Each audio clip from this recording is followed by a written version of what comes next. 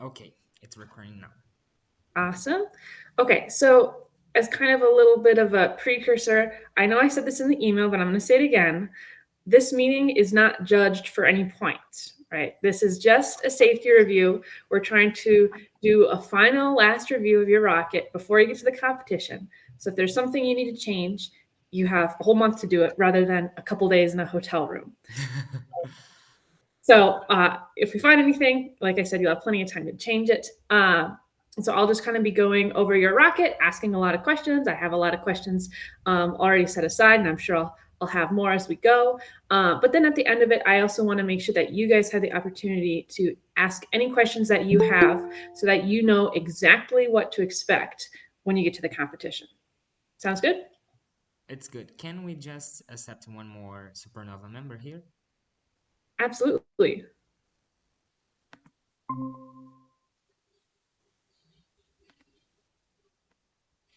Hey, good afternoon, everyone. Can Hello. you introduce yourself? Yes, of course. Uh, Sorry, I had some issues with my connection. I'm a bit late, but a pleasure to meet you, Erica and Alex. It's the first time we speak. My name is Felipe. I'm the team counselor here at Supernova.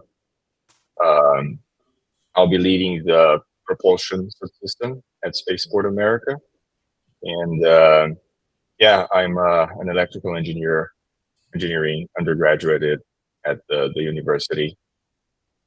So it's a pleasure to meet both of you. Where do you guys speak from? Yeah, so I can kind of reintroduce myself real quick. I am Erica. I'm the person who's been emailing your team all year. So I'm a safety reviewer. Also at the competition, I'll be doing more safety reviews, but I'll also be working out at the pads. And so I used to compete in the competition when I was in college, but now I've come back to return. And so currently I'm living in Colorado. So it's just a short drive for me down to New Mexico for the competition. Great.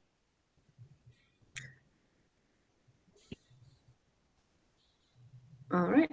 Are we good to Hey, go I'm ahead? Alex. I am the team's flyer.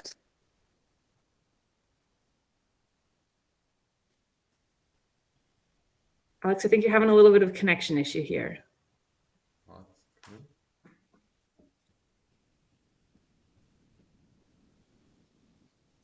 Yeah, I'm working on it. I'm going to turn off my video since I don't think I need that, and that should help. Sounds good. Sorry, I interrupted you there. Go ahead.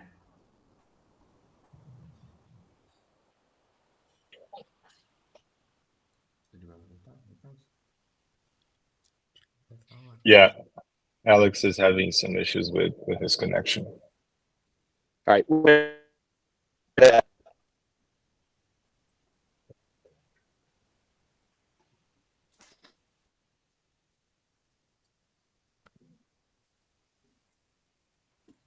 right. Well, maybe while he works on his connection issues, we can just go ahead and get started.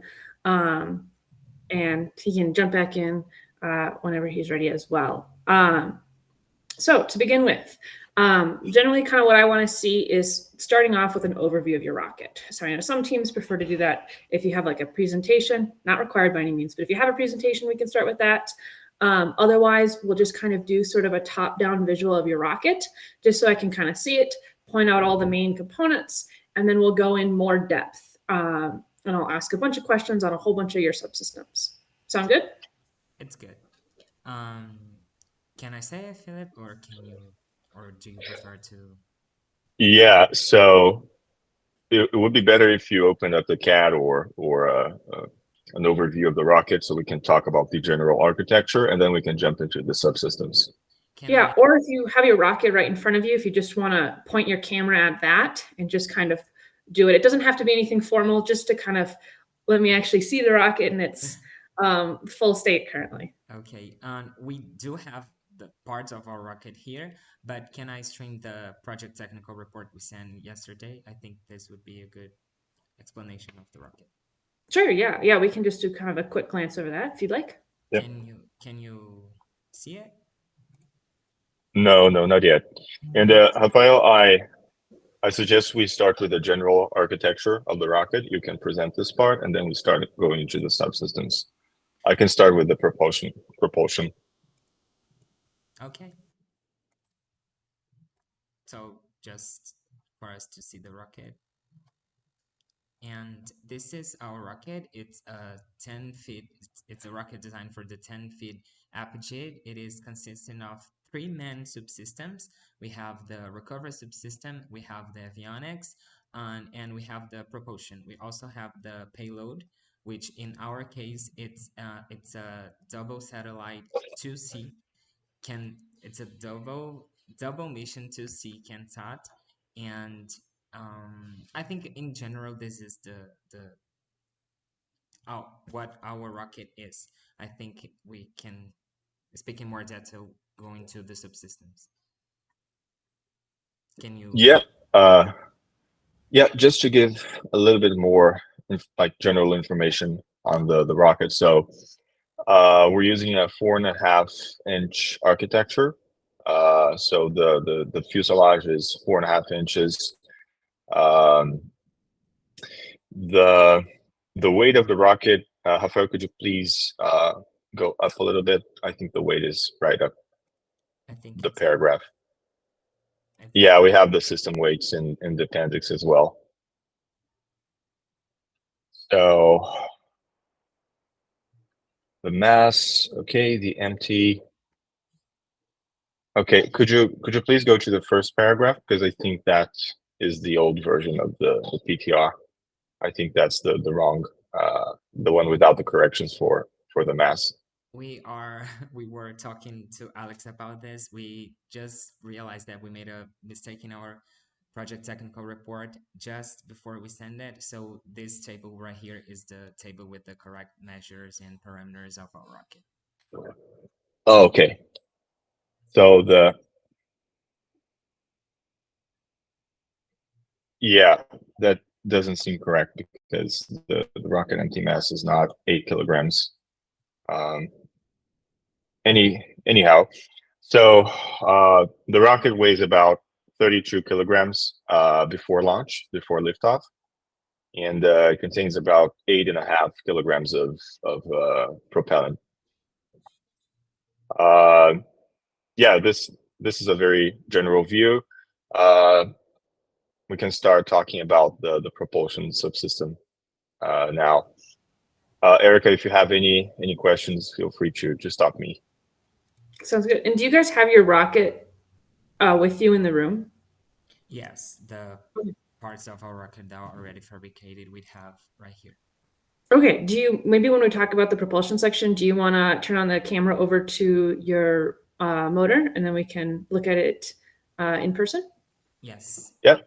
Okay. Let's try. Yeah, get the metal parts and Drew is going to join with his cell phone camera, and everything we have already fabricated is right here with me. Sounds good. yeah.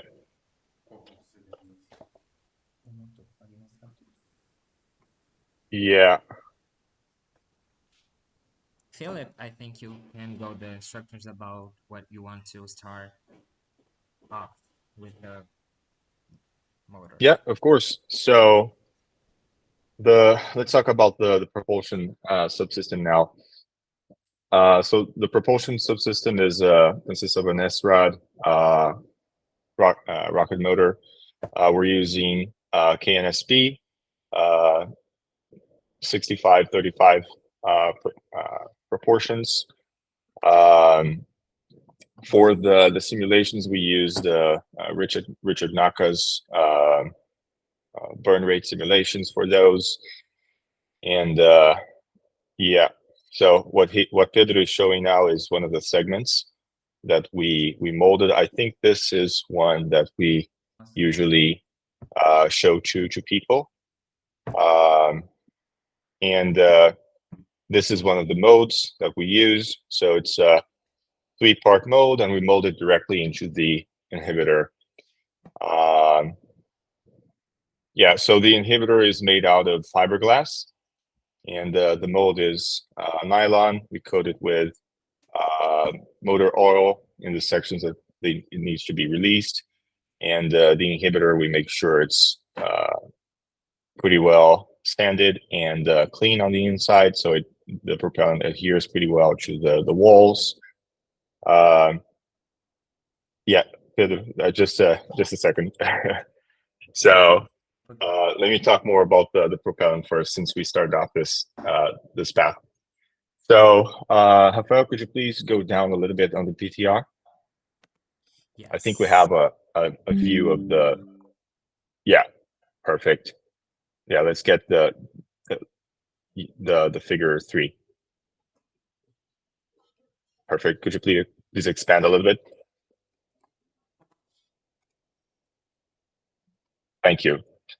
So this is the section view of the rocket motor. Let's start talking about the internal ballistics first.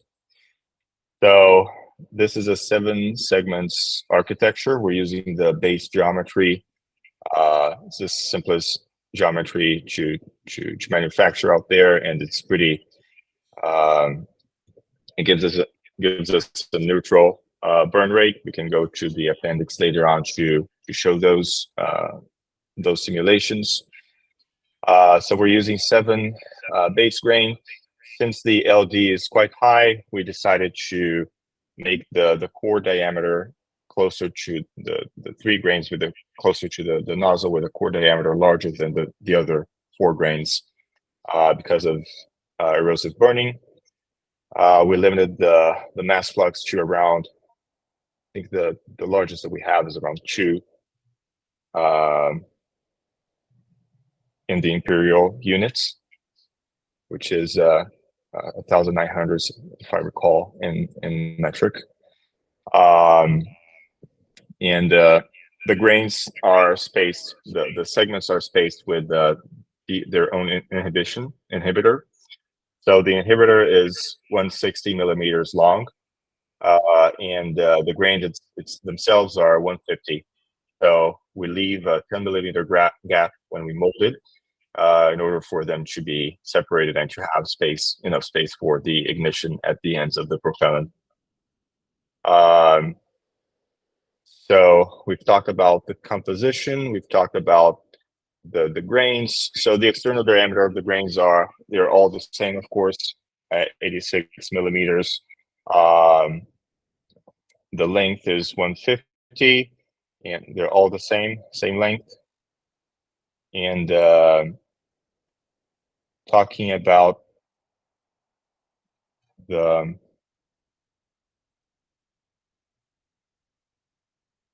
parameters of the motor. So if I recall, these are in the appendix, Rafael. We have, let's go down a little bit in the PTR. Let's see if it's in the okay, sorry. architecture first. Yeah. So let's. Yeah. So down. Let's try to find the thrust and the total impulse.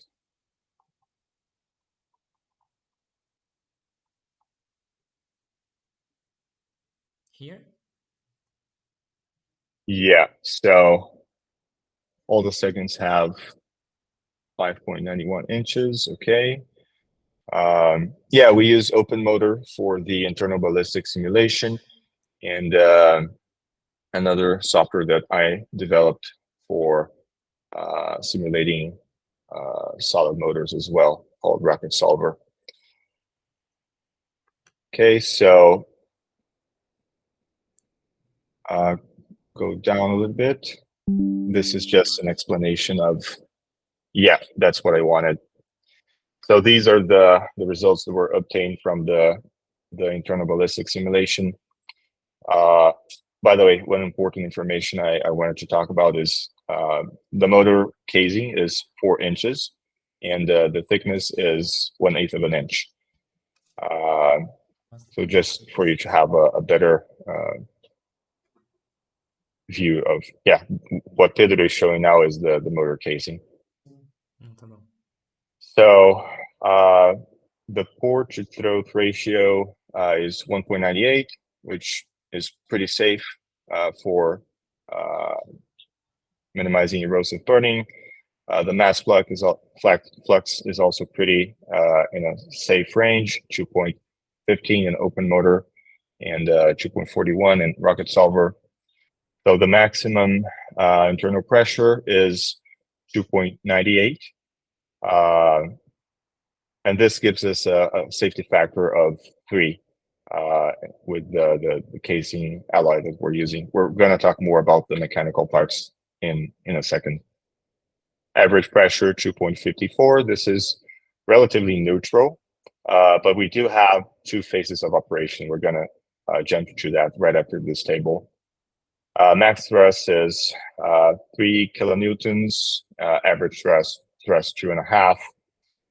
The total impulse is just over 9,000 Newton seconds, which puts us in the M category, close to the M category already. The specific impulse, the theoretical one, is 108, with some of the safety correction factors already in there. And the burnout time is 3.51. So could you scroll down a little bit, Rafael? Yeah, so that's the chamber pressure. Let's show that one first. Okay, so this is in megapascals. 3 megapascals in PSI are around, I think it's, 435 PSI. So this is the maximum chamber pressure.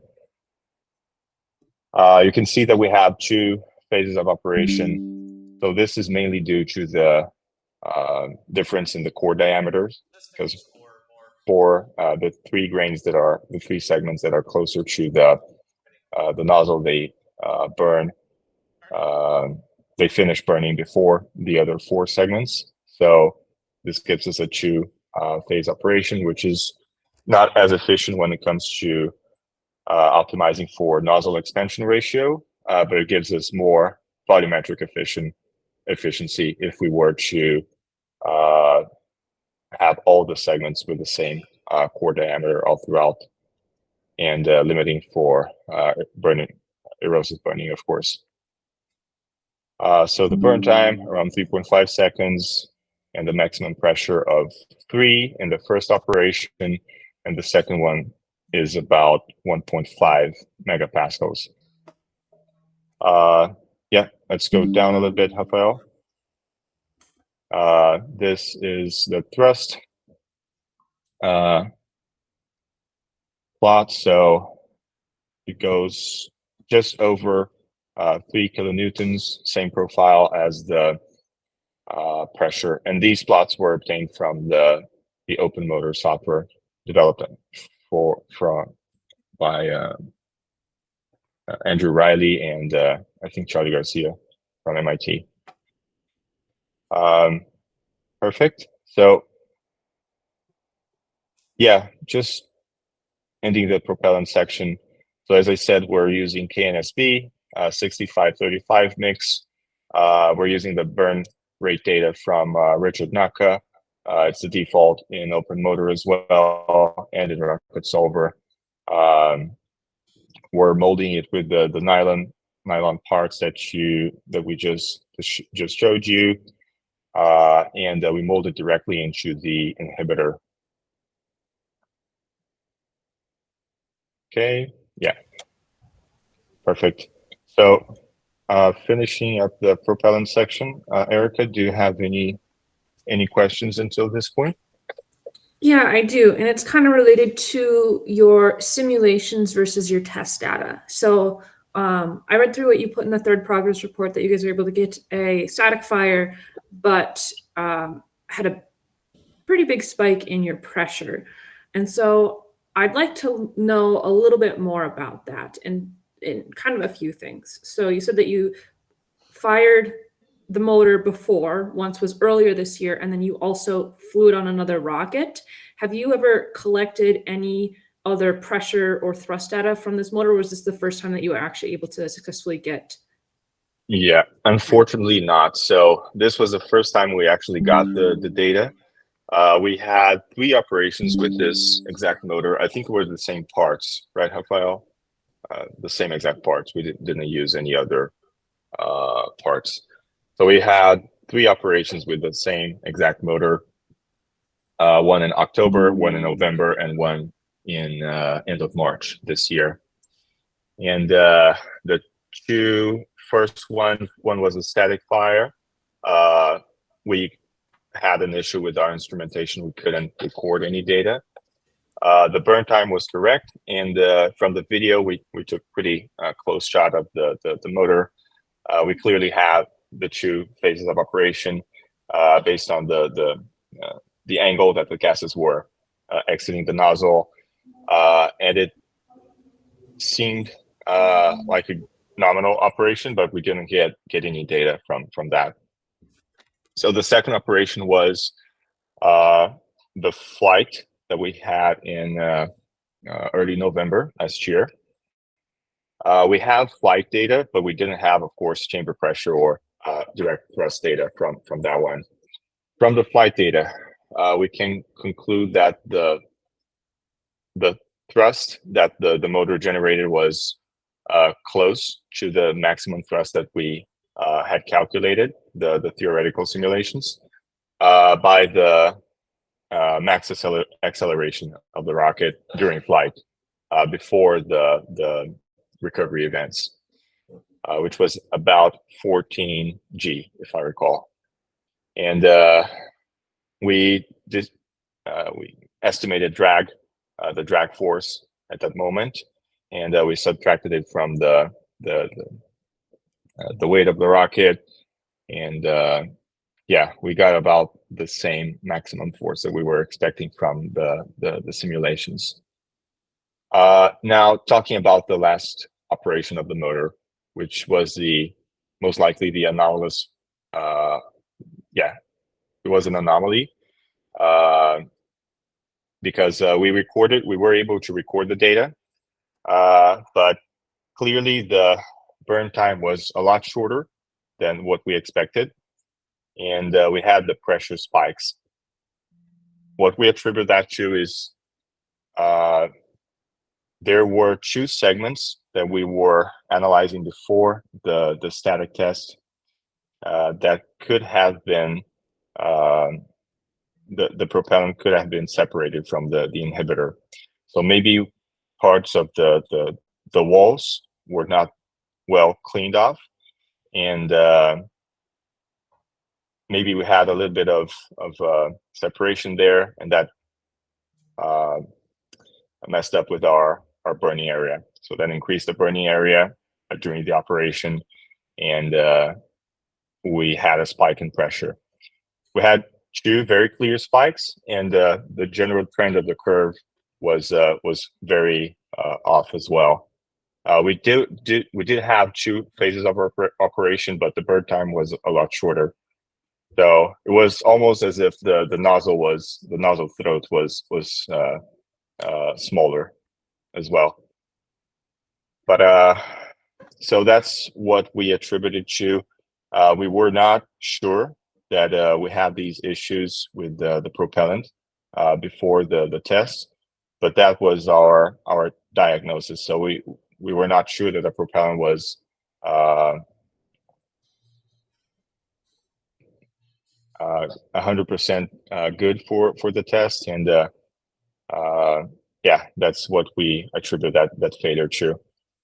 So when we test the propellant, we usually do 2 main tests. So the first one is the density. So we check for the general density of the segment.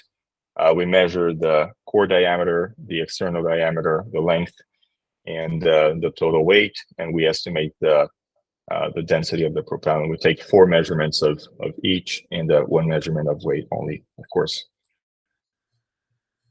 All of them had around 95-96% of density, which is pretty good, and an improvement since our last batches. But we also do the tap test, which is usually that's done in when you have inhibitors that are that act like as harder shells. So when you tap it, it makes a sound similar to when you tap a wall, and you can spot a wall that is not filled. So you can hear it when you have a separation of the inhibitor with the propellant. And we have 7 segments on each motor, and 2 of those segments had some spots which we were not certain if we could hear something, if there was any separation or if there was not. So we were unsure about 2 of those. In any case, we did the test. The motor did not explode. But yeah, we were taking some steps for improving this this part in the team as well. So what we're doing from now on is we're improving the quality control process, and we're trying to refine the propellant manufacturing process for this not to happen in the future. Yeah, that sounds good. I appreciate that you did go through the effort to try and diagnose exactly what happened. And so essentially my concerns with a motor where it has an abnormal performance like this all boils down to, how can you guarantee that it's not going to explode on the pad? Because then not only is your rocket damaged, but all the other rockets surrounding, because at Spaceport America Cup, we have about 20 pads that are nearby each other. And so you might damage some of them or all of them if your motor were to explode. And so that's kind of like, I guess, what I'm looking for is how you can guarantee that won't happen. And so I think one of my first questions then with that is, do you know how close you were? Like what sort of safety factor did you end up having when you peaked out at that high pressure on your casing? Yes. So our safety factor is of 3, the theoretical one that we calculate based on the yield strength of the alloy, the motor casing alloy. The casing is, of course, the most fragile component. The bulkhead and the nozzle, they won't fracture as easily. So the safety factor is 3. So if the operating pressure is 3 megapascals, so we have we can go up to 9 before it has plastic deformation.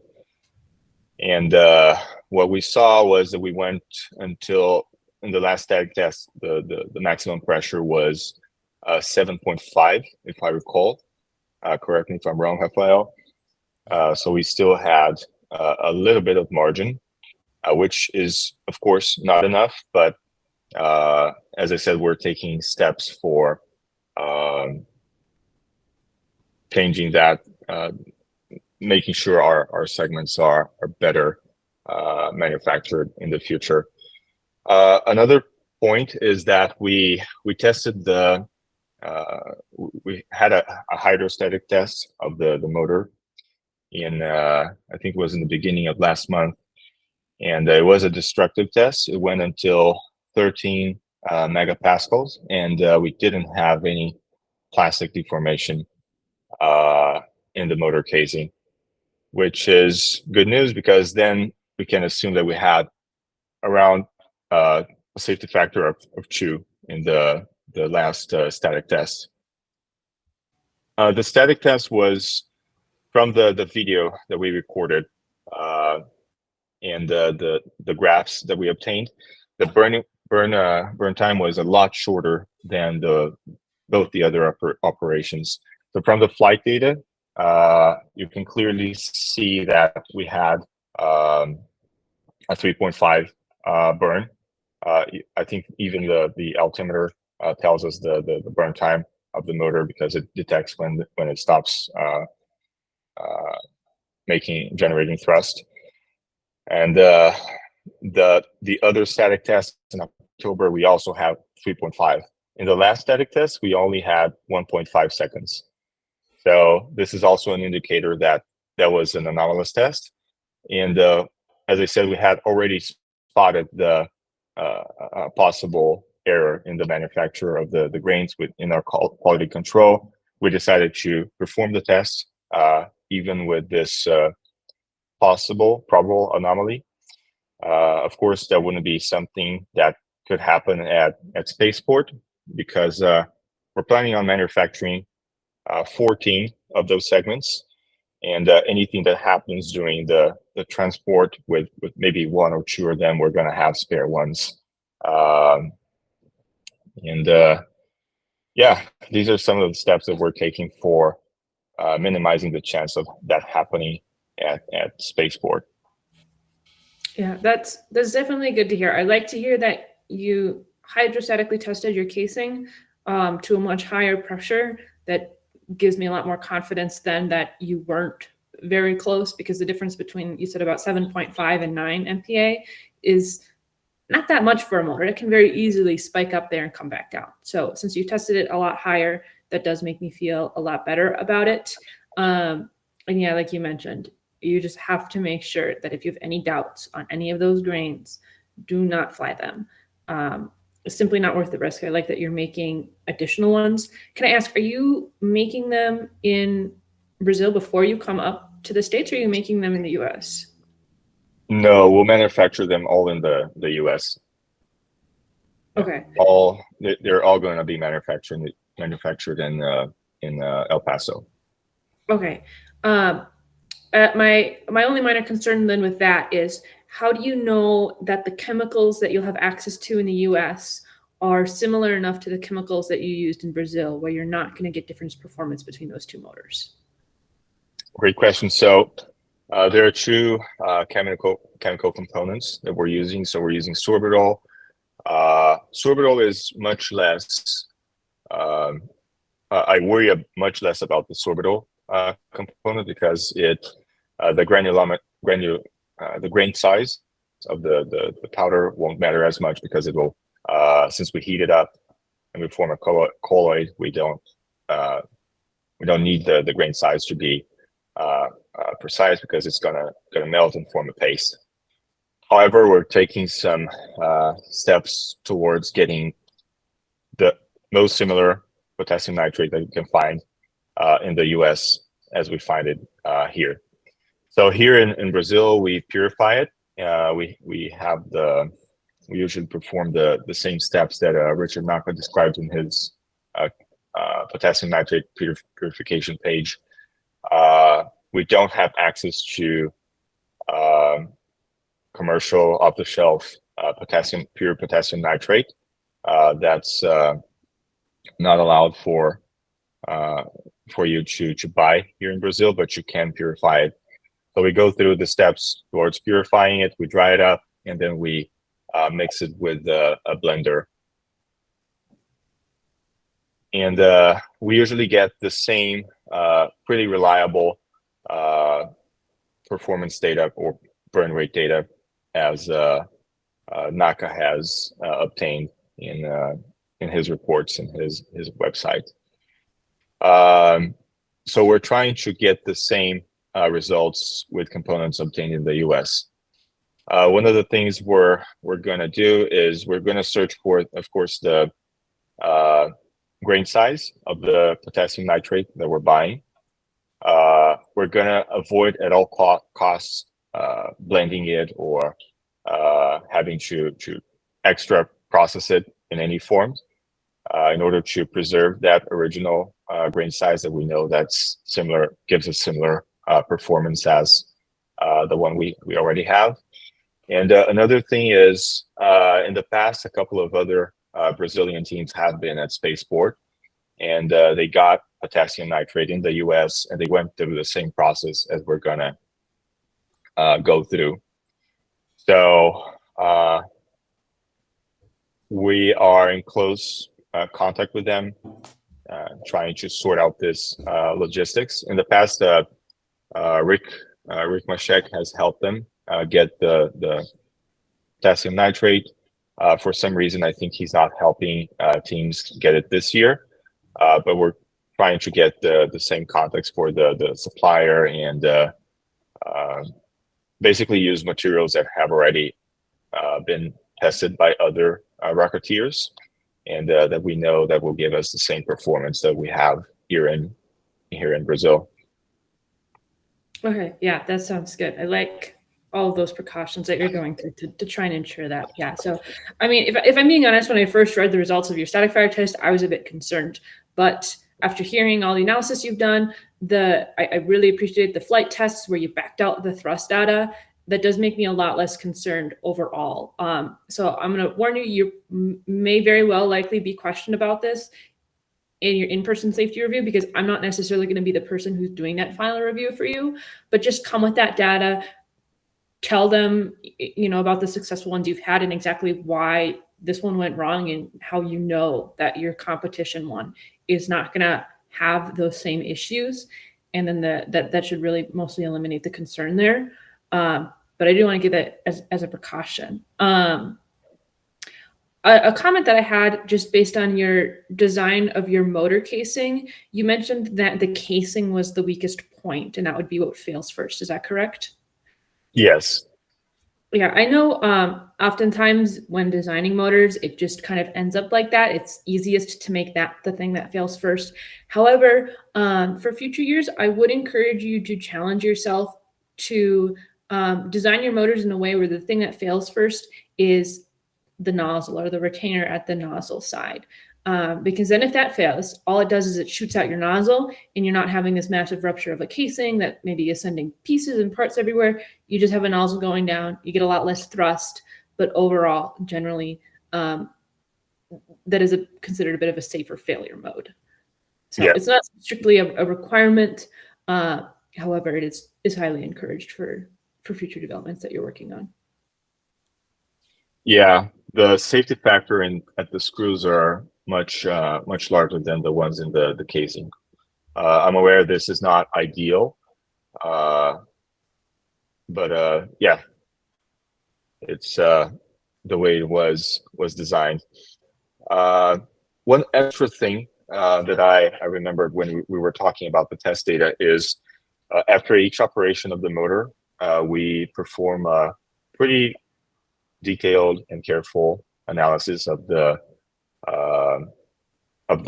motor and the insides, how the inhibitors are, how the inhibitors held out to the operation, if the thermal linear is intact. In all operations, everything was very well conserved inside. So we had no the inhibitors, of course, made out of fiberglass. We had no layers that were separating from each other, so there was no big signs of deterioration of the material, and the thermal linear was also intact. The only parts of the thermal linear that were is my connection bad? Nope, I can still hear you good. Nope. Okay. Is it delaying for? Oh, I was just typing the term delaying on the fiberglass inhibitor. Oh, okay. Delaying. Okay. I read delaying, so I thought my connection was bad. Sorry. I'm sorry. Anyway. Muted because there's a construction going on nearby, so. No worries. So we were talking about the autopsy, and the thermal linear is also something that we take very careful measures of making it right, because it could pretty well melt the operation could very easily melt the casing, which is of course made of aluminum. We're going to talk more about the mechanical parts in a second. And the only part of the thermal linear that was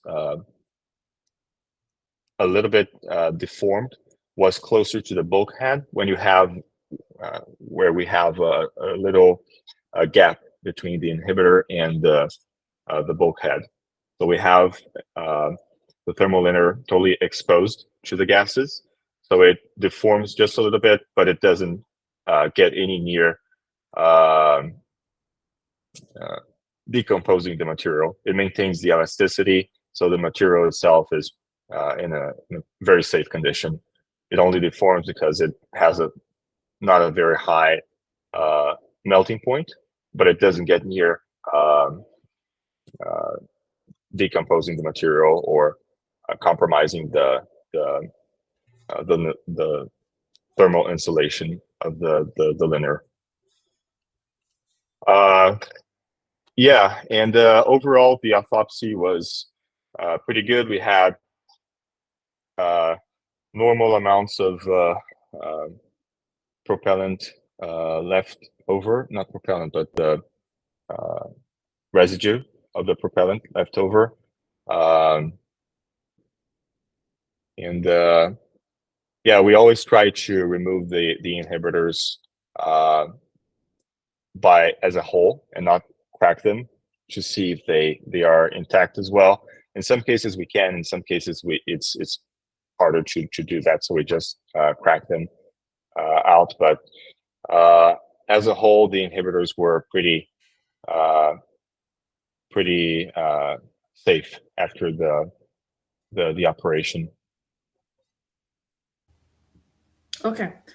Yeah, well, that sounds good. I don't think I have more questions currently about the propellant or your tests.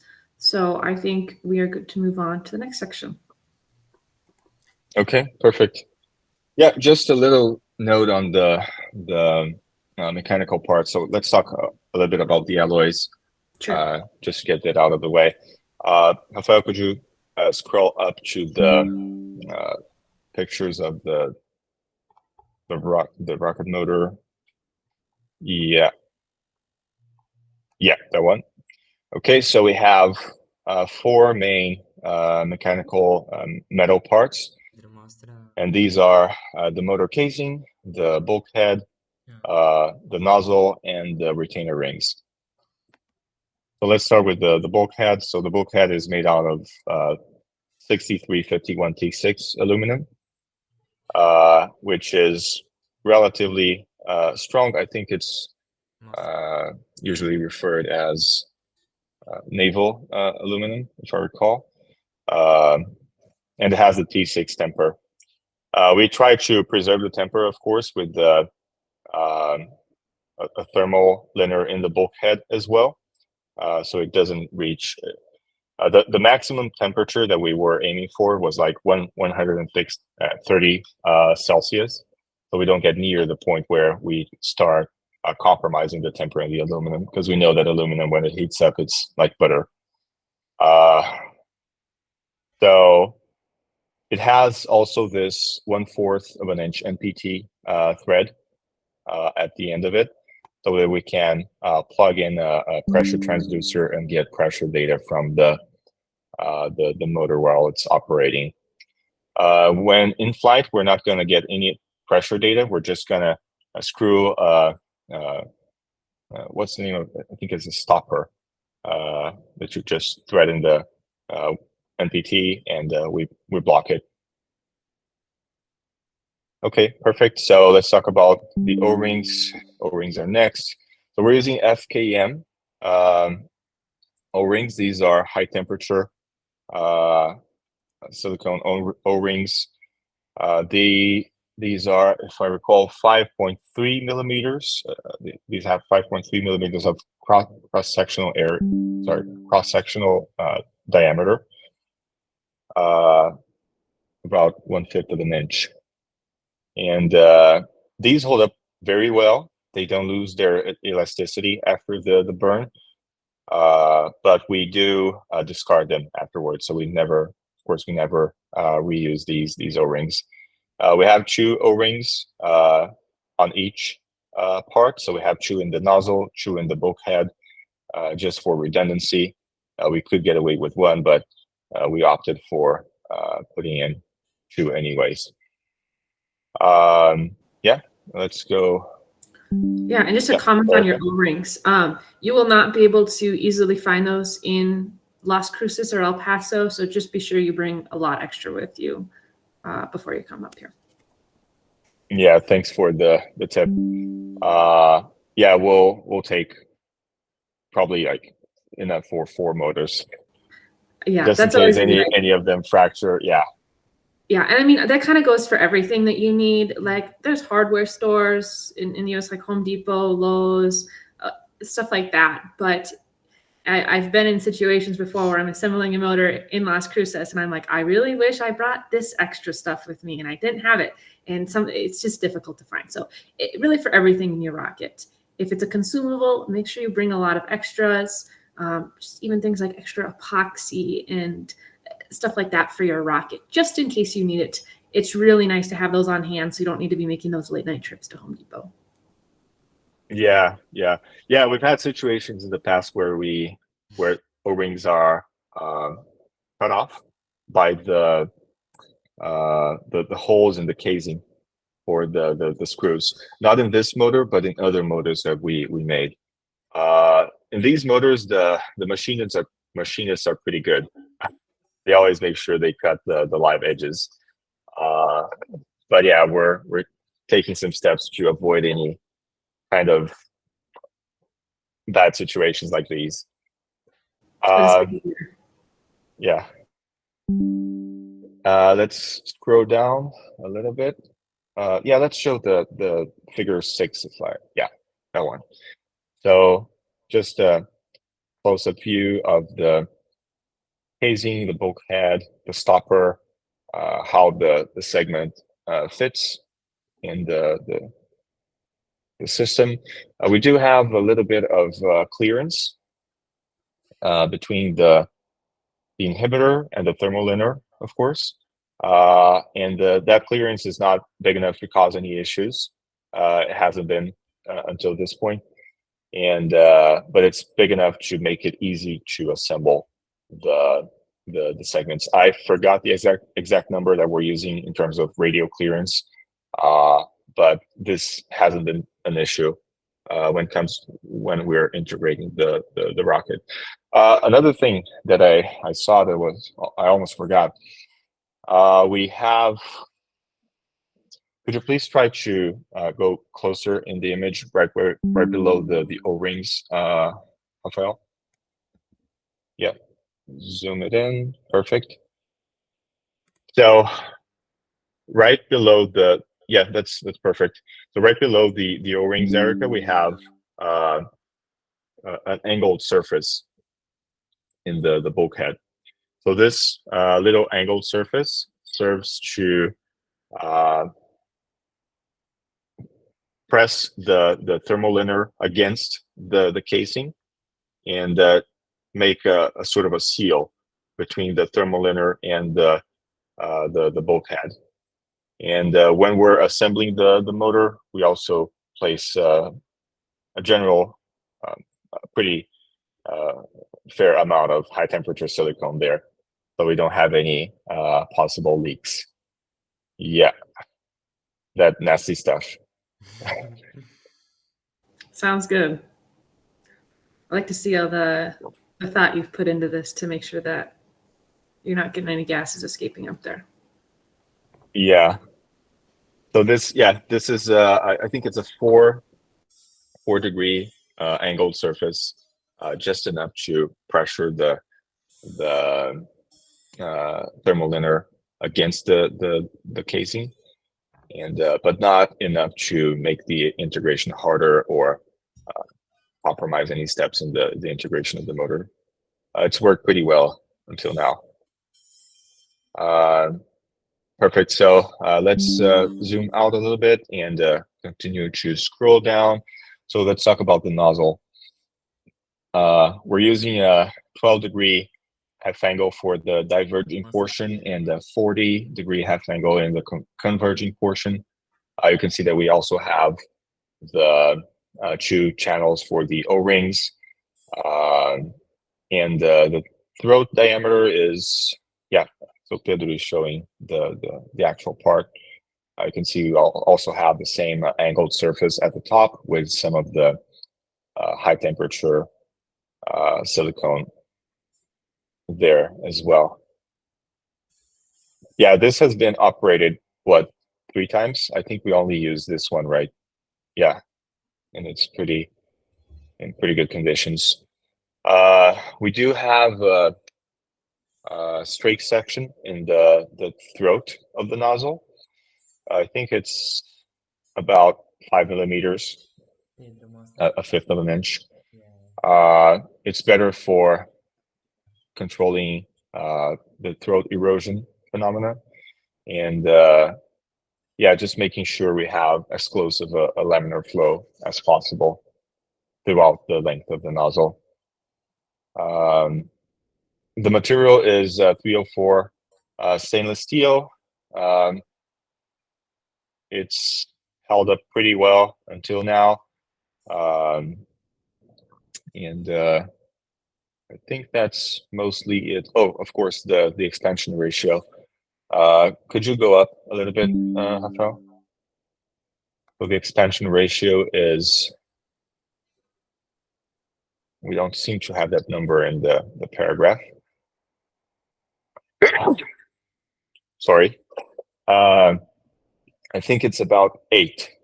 So we optimized it for the one of the largest pressures that we have in the curve of the 2-phase operation. We only have the outlet diameter here, which is 2.87 inches. Looks good. And you said you reuse this nozzle? Sorry? Do you reuse the nozzle for between your static fire and your flight? We usually do, but for Spaceport, we're going to have parts that are unused. So they're all new. Yeah. Sounds good. And we're actually going to have 2 that are brand new. We're almost going to take 2 rockets to the US. I think everything is going to be duplicated. So we can make sure that we have one for presentation and spare parts, and yeah. So we're not going to need to laminate fiberglass in the desert. Yeah, that would not be fun. I'm curious, how are you transporting your rocket to the US? We're taking it, so we're still figuring out the exact logistics that we're going to do. As I said, we have lots of contacts in other teams here in Brazil that have already been to Spaceport. So everyone kind of helps each other. Even though it's a competition, we have to help each other to go to another country and fly a rocket there. Not something that you can find much information on Google. Yeah. But so we're taking most of the parts in a box that we're gonna assemble by probably in a couple of days. We're already gonna start assembling this box. We already have the rough, like a draft of the box on CAD. So it's 1.5 per 1 per half a meter box, and we're going to take it with us as checked-in luggage, special, not as luggage, but as a special load. So it'll be on the same plane that you're flying on over there? Yes, exactly. Okay. And a box this size is enough to fit so the propulsion module is the largest thing that we're going to carry. It's around, I think it's 1 meter 20 centimeters of length, but we also have the fins, so it makes it kind of awkward to tilt it diagonally. But a box that's 1.5 per 1 fits that relatively well, and it leaves us a lot of space in the other sides for other components such as the nozzle, the casing, and recovery modules, etc. Sure. So that should be enough to carry it to the US. Okay. And how early are you getting to the US before the competition? About 8 days. So we're expecting to leave here on the 9th of June, and the competition starts on the 17th. So yeah, actually 7 days, because we should land in the US on the 10th. those 7 days, we're going to have 7 days to buy a stove to cook the propellant, a pan, a couple of other equipment, and we're still thinking if it's a better idea to rent equipment, such as hammers and screwdrivers and Allen wrenches, etc., or to buy them. Most of the teams have bought them in the past, but maybe it's better to have like a big set of rented tools. Maybe you have an opinion on that. I think that either could work. I mean, if you have any extra room in your crate that you're making, fill it up. Might as well put those tools in there if you already have them at your home lab or your workshop. I imagine it would get kind of expensive if you're buying them all. So if you're buying them all and then planning on taking them home with you, I think that that's a fine option. But otherwise, if you can find somewhere to rent them for a good deal, then that could also work. Perfect. Yeah. Thanks for the insight. I think it's more probable that we're gonna buy most of the tools there. We're gonna take some stuff from here, of course, but the heavy stuff, I don't think it's feasible to carry it there because we're gonna pay more in the flight on our way there. So maybe more worth buying it there. Anyway. Just finishing up the nozzle. So I think we've talked about everything in the nozzle. Is there any question that you want to ask, Erica? No? Nope, no other questions on the motor at this time. Perfect. Let's go to the retainer ring, the last part. So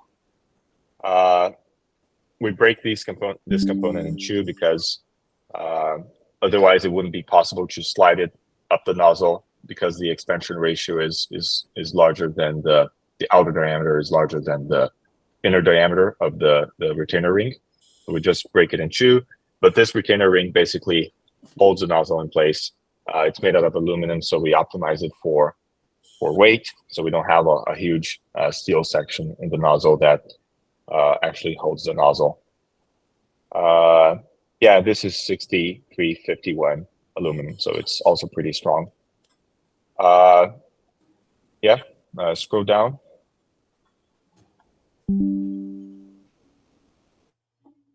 Let's cut off view. Thermal inner, that's we're using EPDM. We glue the both extremities of it with the super bonder. And then we place it inside the casing. Perfect. Can scroll down. The inhibitors, fiberglass inhibitors. I think we've touched every major subject in the propulsion subsystem. I think the last question I would have then is for the igniter that you're planning on using. I'm assuming you make your own igniters for these? Yes. Okay. Just a couple reminders for there.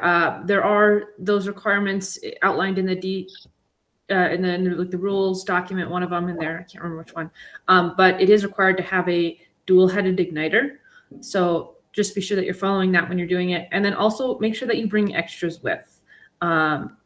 Ideally, your igniter works the first time and it's well placed so that your motor lights the first time.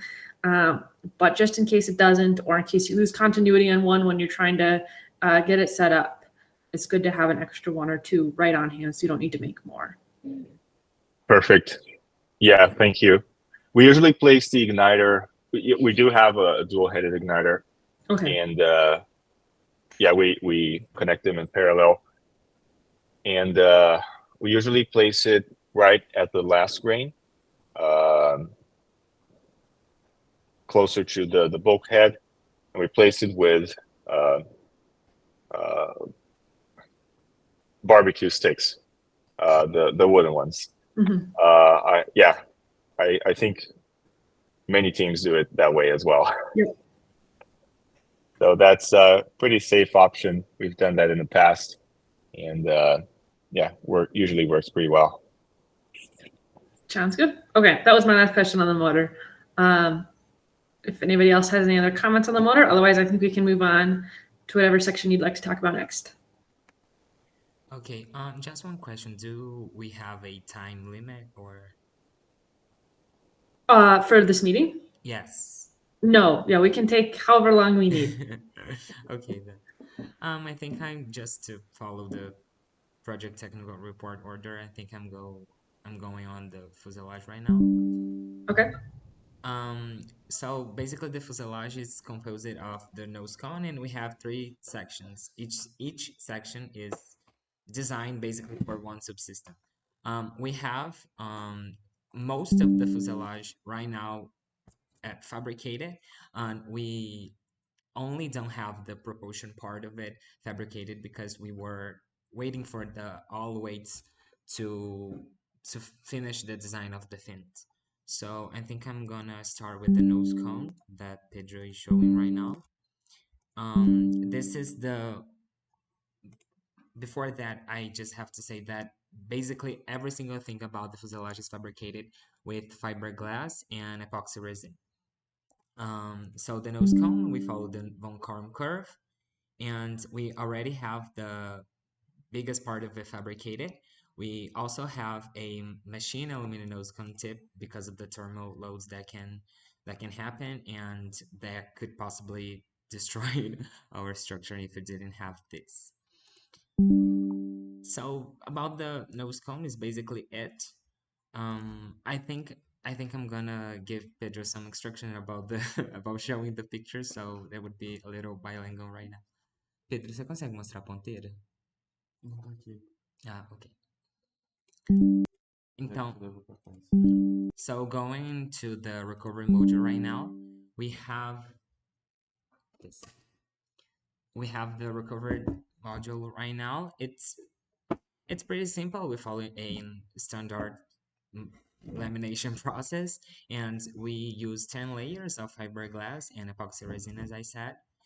And this is the module that goes below the nose cone, and we fabricated and tested, and it is attaching one to each other by nylon screws. And once the recovery events takes place, the screws are destroyed, and then the nose cone is it's ejected with the parachutes.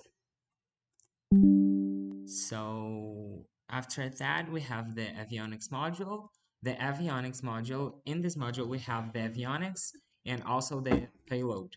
So for this module, we have to make some changes during the fabrication of it, because our satellite, it's a double mission satellite, and one of the missions is filming the flight. So in order to make sure that possible, we had to make an window on this module of the rocket. And so that's the biggest difference in this module regarding the other fabrication process that we had.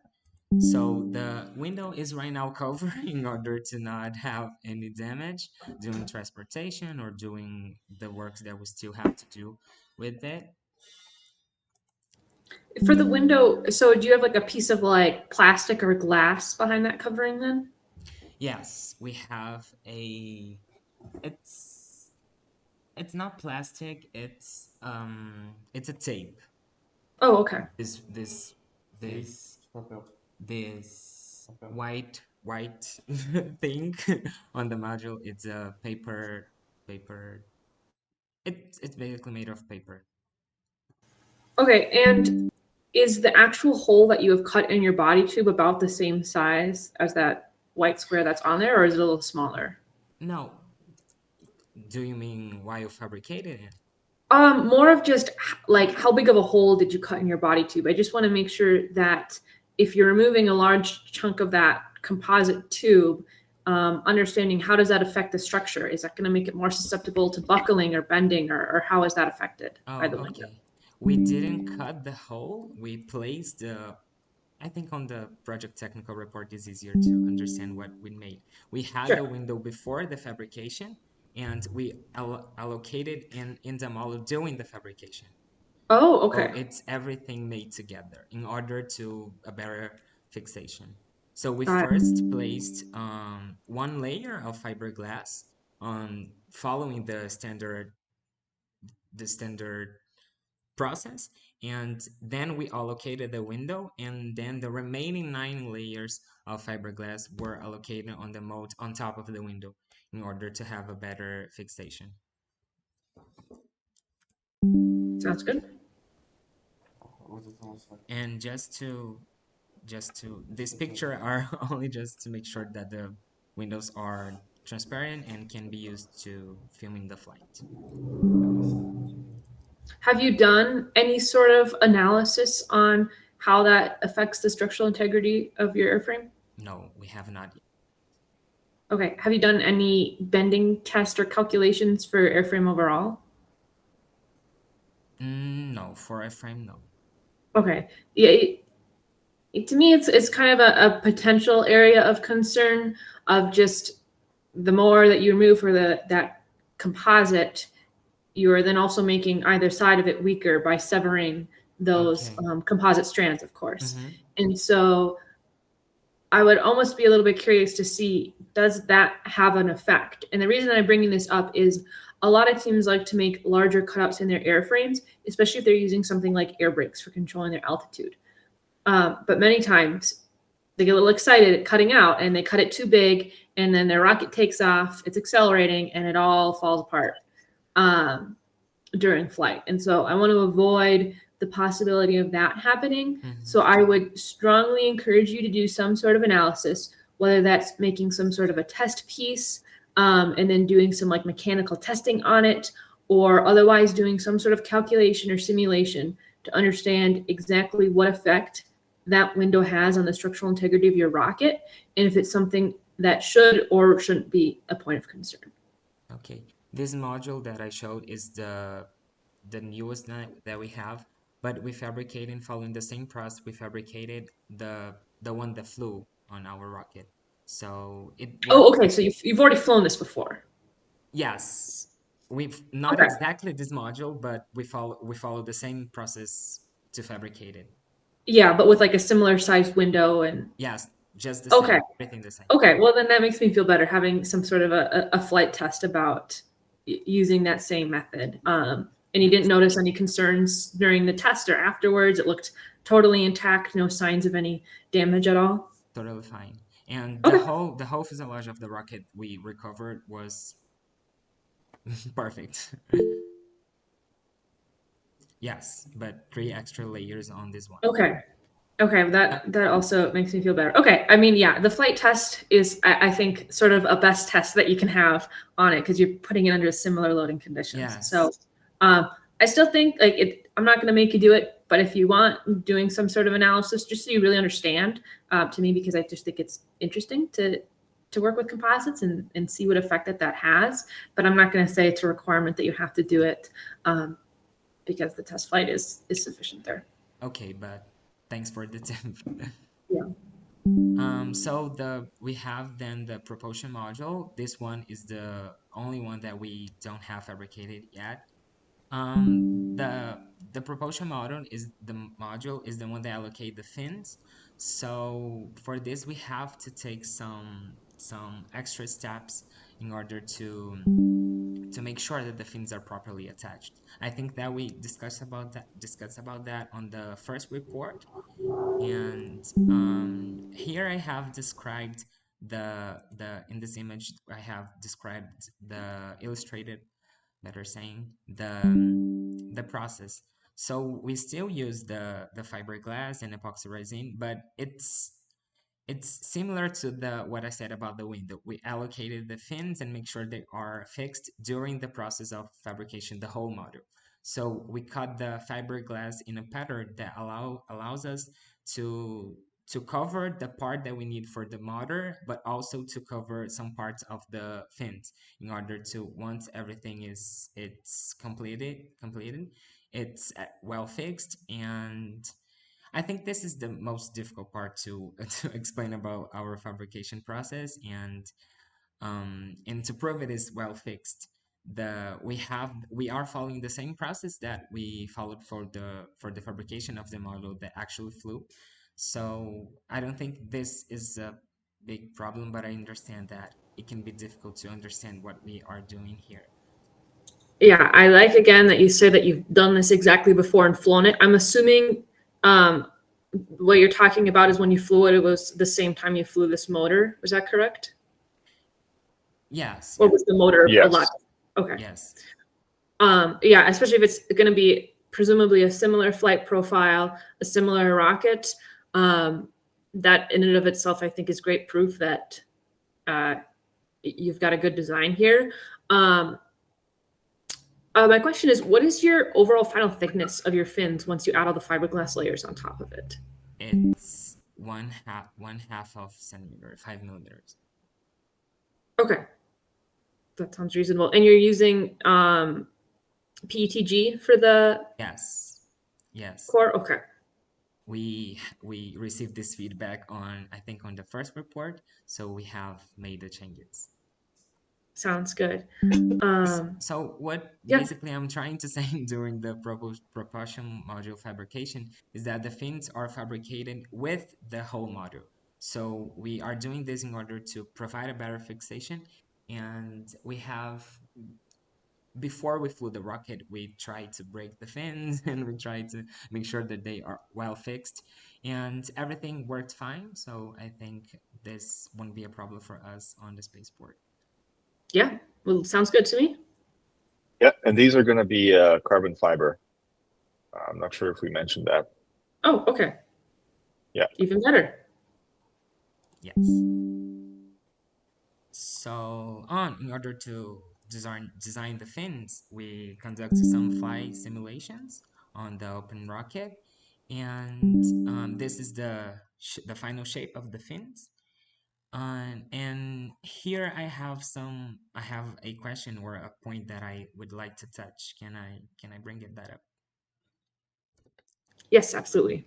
So for our stability, we have during flight the dynamic stability. The peak it's 5.5.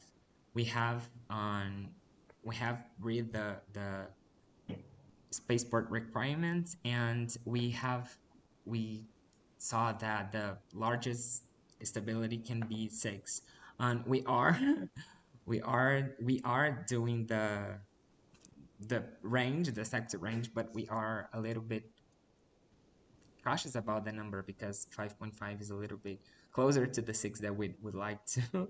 So do you think that would be any problems with that? I don't see it being a problem. In my opinion, it's much better to be overstable than it is to be understable. And so the minimum stability that you want to have is 1.5. And so if you come up and you say, I'm at 1.4, we'd tell you need to change something to make your stability higher. Okay. But even if you're like, my maximum stability is like 6.2 or maybe 6.5, it'd be like, it's a little, but it's not the end of the world. Just kind of talking from like my opinion here, not necessarily rules, having a higher stability like that may make you more likely to have the weathercocking, so where you're really leaning Yes. into the wind. And the thing about Spaceport is it is windy. It is so windy there. And the maximum wind speeds that we can even fly in is 20 miles an hour. The afternoons get very windy, so I'd expect flying to stop for the day around 1 or 2 p.m. because the winds will likely be exceeding that. The morning's a lot calmer. So I encourage everybody to, but especially for you guys, putting in such a great effort to get there very early in the morning on launch days, to try and be in the first group out to the pads Okay. for those lower winds. Just because, I mean, you won't lose points. You're not going to be prevented from flying for having the higher stability, but more of like for you guys, do you want to have that potential to be leaning over into the wind a lot more? Kind of consider that in the rest of your flight dynamics and your flight profile. But ultimately, no, a stability of 5.5 is fine. Okay. And we have made these changes on the fins, comparing to the other reports that we have sent. just to make sure that leaving the launch pad, we have 1.5. Yeah, yeah. As long as you're meeting the minimum 1.5, and I mean, if your whole flight is like way up at a stability of like 5 or 6, I might be like, you might want to change something, maybe have some smaller fins just to bring that down a little bit more. But especially, I know sometimes certain rockets, certain flights, you'll have a pretty big range of stability. And so if Yes. you're kind of down near the bottom, but you're also near the top, that's okay. Okay. So the next part is the centroid ring. It's just to make sure that it's basically just to make sure that the motor is well centered in the fuselage. Then we have Did I see that this is where the external part is a PLA ring? Is that your centering ring is made out of PLA? Oh, it's wrong on the project technical Oh, report okay. because we had to change as well. Okay, sounds good. Yeah, I just want to make sure because it's very likely that that would get a little droopy in your rocket while it's Oh, so okay. hot out there. Okay. Then we have the rail guides. It's made of brass and they are secured with M6 screw. It's not very different about the things that we have seen. And you said they're made out of brass. Yes. Okay. My only concern with that is that I would need to double check the rules on this for Spaceport, but a lot of other launch sites, they don't want you using metal rail buttons because it can really tear up the rails and Oh, put gouges and things on them. And so most rail buttons that you buy commercially are made out of Delrin, or that's the brand name, is acetate, I believe. Just some sort of stronger plastic. I don't recommend 3D printing them because your layer lines are going to get pretty weak there. okay. But you may want to carefully skim the rules to see if it mentions on that, or otherwise, maybe just plan on seeing if you can switch those over to that more standard like plastic material so that it's not causing damage on those rails. Okay. I'm writing that down here. Yeah. Yeah. Brass is pretty, has a pretty low, uh, how do you say it? Coefficient of, I forgot the word. Uh, Coeficiente de atrito. Um, I forgot as well. Friction. So brass has a pretty low friction coefficient, and yeah, that's why we opted for it. We used it in the flight tests, but we can also take some nylon ones, machine a couple of nylon rail guides, and take them if there's any issue with the brass, using the brass ones at Spaceport. Yeah, at the very least, I think it'd be good for you guys to have some on hand, and we can do a final check with the range safety officer to see if that will be allowed. But yeah, I think that the plastic ones generally have a pretty good success. I don't see many issues with friction or anything along those lines. And again, just don't want to cause damage for the other people that will end up launching after you. Okay. So the next elements are the couplers. I have them here with me. This one is the recover avionics coupler. I don't know if the images make justice. So we have to make changes for the spaceport because before our couplet was it didn't match the requirement to calibrators minimum length. So now it matches this requirement. And for the recover avionics module, the recovered system it's fixed here on the bulkhead. And yeah, here I have on the project technical report all the dimensions of it, also the alloy, and they are 9.45, which is, as I said, to caliber for us, and these are 0.16 inches thick walls. Here, I don't know if I think it's Here, I don't know if you guys will be able to see it. Here we have some, what do we call it on the project technical report? Undercut. We have both of these here, one here and one here. This one was made in order to better fix the bulkhead, and this one was made in order to save mass. And that's pretty it for the couplers. We still have to get some work done. We have to better fix this is not fixed yet, but we have drilled the holes. And for this coupler, do you have any questions? I think it's basically it. My question is, do you have your electronics then housed inside the aluminum coupler, or are they like on top of it, and are they more in the fiberglass? No, it's placed on the rocket like this, so the avionics is going here. No, por baixo. Okay. Oh no, Yeah, sorry. I just want to make sure that you're not going to have GPS or radio signals that'll be blocked Yes, by the aluminum there. Yes, the avionics is placed here, so we don't think this will be a problem for us. It was not on the past, and so we're pretty sure in this aspect with this design. Yeah, sounds good. Okay. The next one is the recover avionics. No, the caption is wrong. It's the payload and the motor coupler. This one, we still have to drill the holes here, and the payload is placed here, and this matches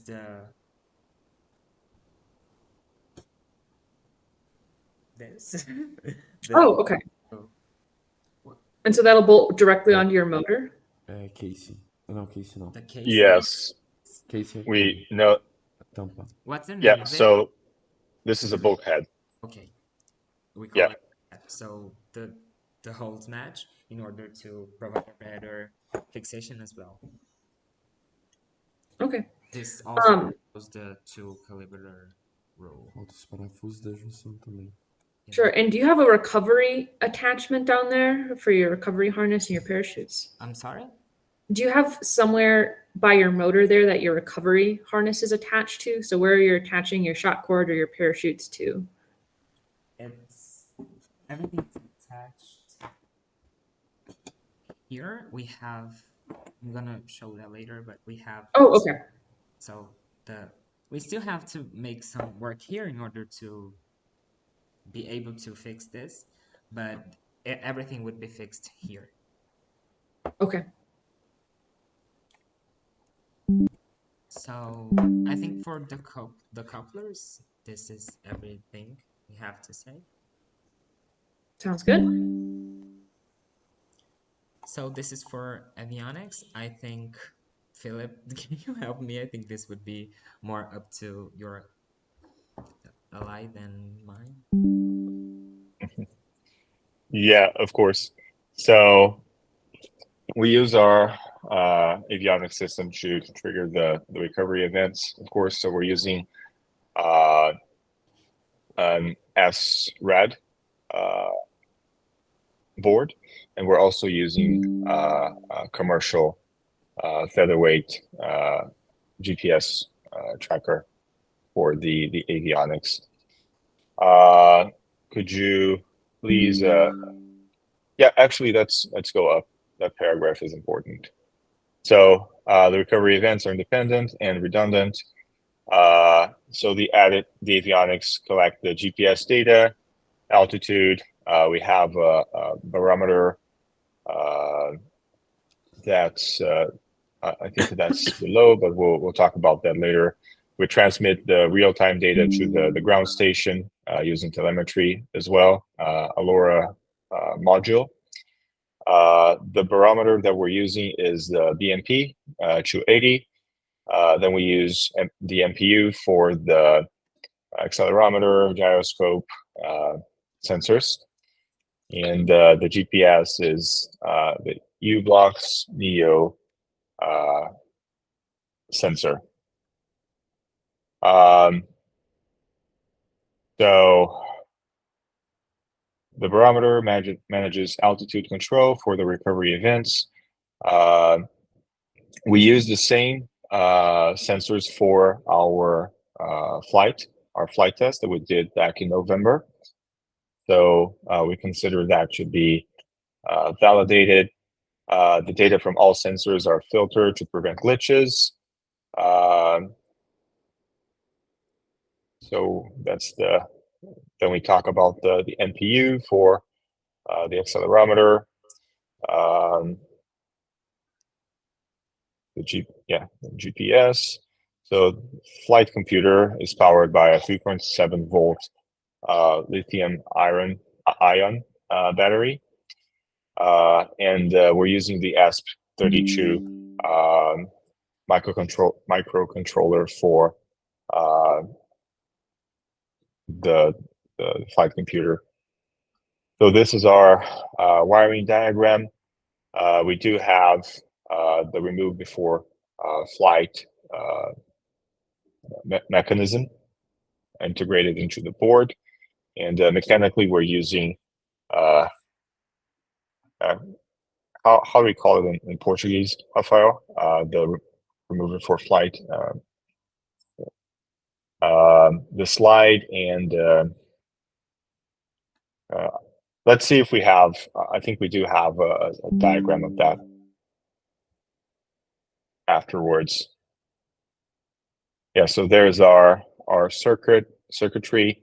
This is the schematic of the SRAD avionics. There's the ESP, the sensors, an SD card for logging the data, and of course it also operates with the telemetry. And the yellow component is where you screw the antenna on the left portion of the board. Yeah, that's a quick overview of the board itself. So we have a ground station to operate the telemetry. Before flight, we always check the telemetry, but that's not a prerequisite for flight. So if there's anything wrong with the telemetry, that's we won't from our side give a no-go to the flight. That's not exactly a prerequisite. Yeah, Okay, Erica? I will comment on that, where it will be a requirement that you can prove that you have a GPS connection before you're allowed to launch. So if it's going in and out or you're having any issues with it, they will not actually launch your rocket until you can give them proof that you have connected and you're tracking it. Oh, okay, perfect. Yeah, thank you for the information. So the SRAD avionics will transmit the location and flight data to the ground station. We have, as I said, a LoRa module operating under 950 megahertz. If I recall, it's a frequency that's allowed in the US for these kinds of connections to happen. The information is plotted live in the supervisory software, and that supervisory software is also in our podium session.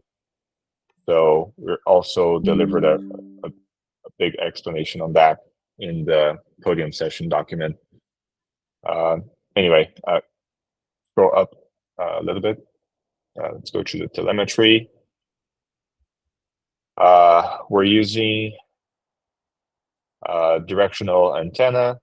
We're going to take this antenna from Brazil to the US inside that box that we mentioned. If I recall, we can divide it in two parts. I forgot the length of the antenna. Could you please ask Pedro, Rafael? I think it's 10 centimeters. Oh, yeah. So the board antenna and then the ground station antenna. Pedro, qual que é o tamanho da antena da base? Must be around 2 meters. 3 metros. 3 meters. 3 meters. Yeah, That's a big antenna. Okay. Wow. Yes. that's a big antenna. I am going to caution you about where you are planning on setting that up. If you did see, there were some Hero X updates a few weeks ago. Ezra will be providing tents for all competitors, and these are going to be really big tents, like something you might see at like a wedding or a large outdoor event. So they'll be about 40 feet wide by about 200 feet long. And under each of these tents at the launch site, each team is allocated a plot. And so those plots are about 20 feet by 20 feet. If you have a very large team, you'll get a second plot as well. But otherwise, if you have like less than probably 15 or 10 members, you'll just get one. But that will be kind of over where you are set up.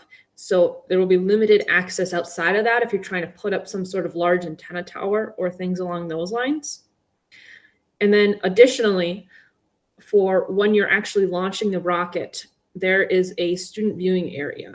And so I'm going to kind of use my hands and my camera to attempt to describe this. So up in one corner, you have a big gravel parking lot. That's where all of the tents are set up. And then kind of down in this corner over here is where your launch pads are.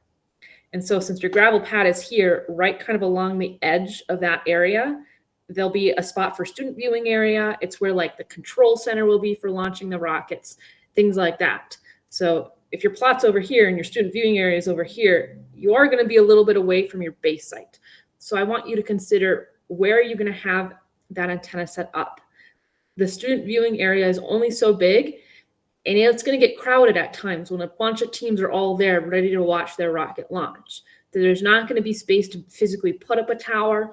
A lot of teams are holding some antennas. Some of them are pretty big. I've never heard of one that's 3 meters before.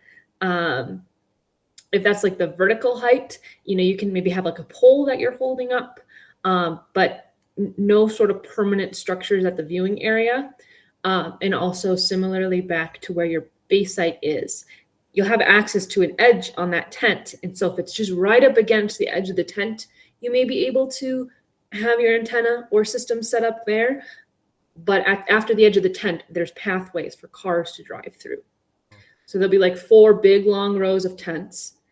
And then between each of those rows will be paths. So that would theoretically be at the very, very edge of that path right next to the tent. You might be able to get something set up, but I want you to consider how you're going to set this up, since you're not going to have a lot of vertical space above your site, and you're not going to have a lot of horizontal space out where it's just kind of open to the air. Understood. Yeah, thanks for the information. We usually mount it in a tripod. I think it's a normal like camera tripod that we have adapted it, and we control it through that tripod. I'm not sure if it'll fit there. It's a fairly like small tripod, like regular camera tripod. We may have to consider shortening the antenna. Yeah, I would encourage you at least to have a backup option. Because I'm assuming you put it on the tripod so you can kind of track the rocket with it. It's a directional antenna. Yeah, Yes. I would be, okay. I'd be concerned there because you're going to want to be by the student viewing area, because that's going to be closest to the rocket. You're going to have the best view of your rocket. That's where all the teams who are watching the rockets launch are going to be.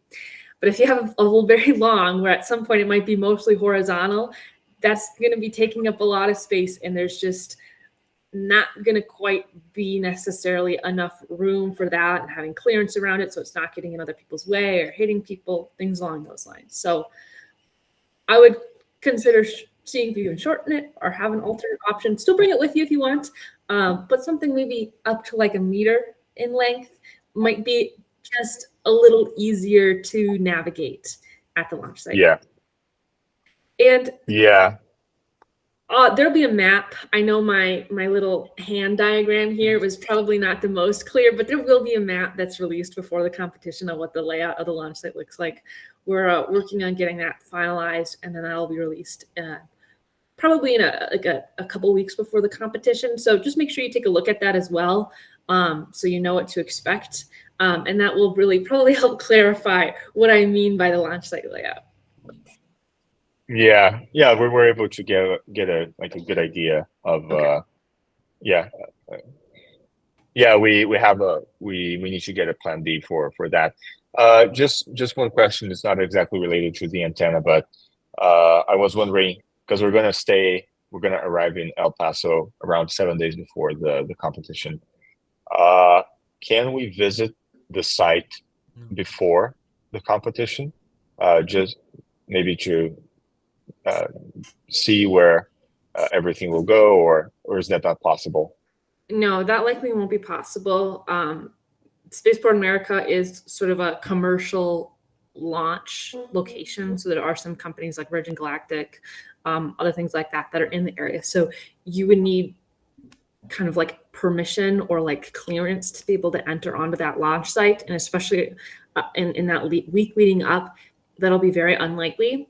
There is a setup day there's a few days of setup, which is mainly done by Ezra volunteers on the Saturday and Sunday before the competition. I think it's the 15th and the 16th.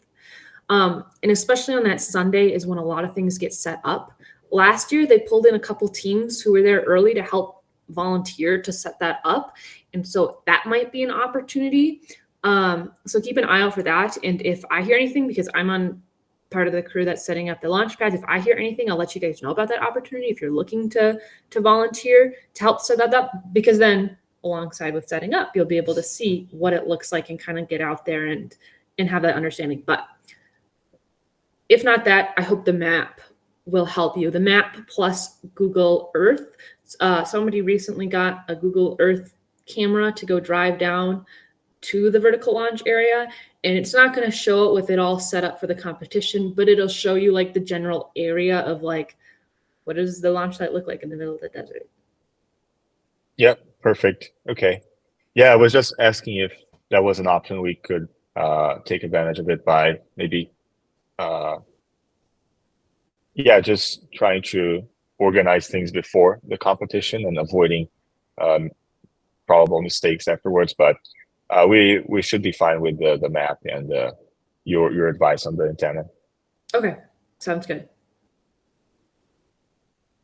Perfect. So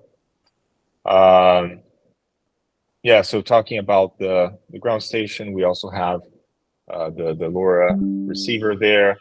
So the giant antenna that we mentioned, we made sure that, of course, our rocket is laminated out of fiberglass, so we won't have any issues with the antenna that's sitting inside the rocket and interference with the carbon fiber. We also made sure that no metal parts are blocking the way of the antenna, so we should have a pretty decent view of that. Yeah, we have already validated this, both the ground station components and the commercial altimeter and the SRAD altimeter in the flight test that we did last November.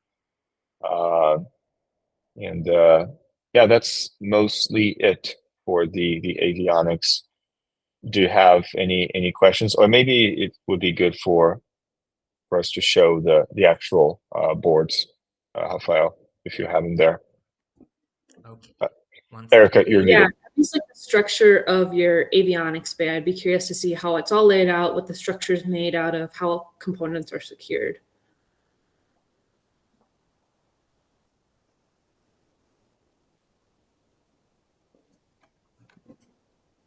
Yeah, so that's the board.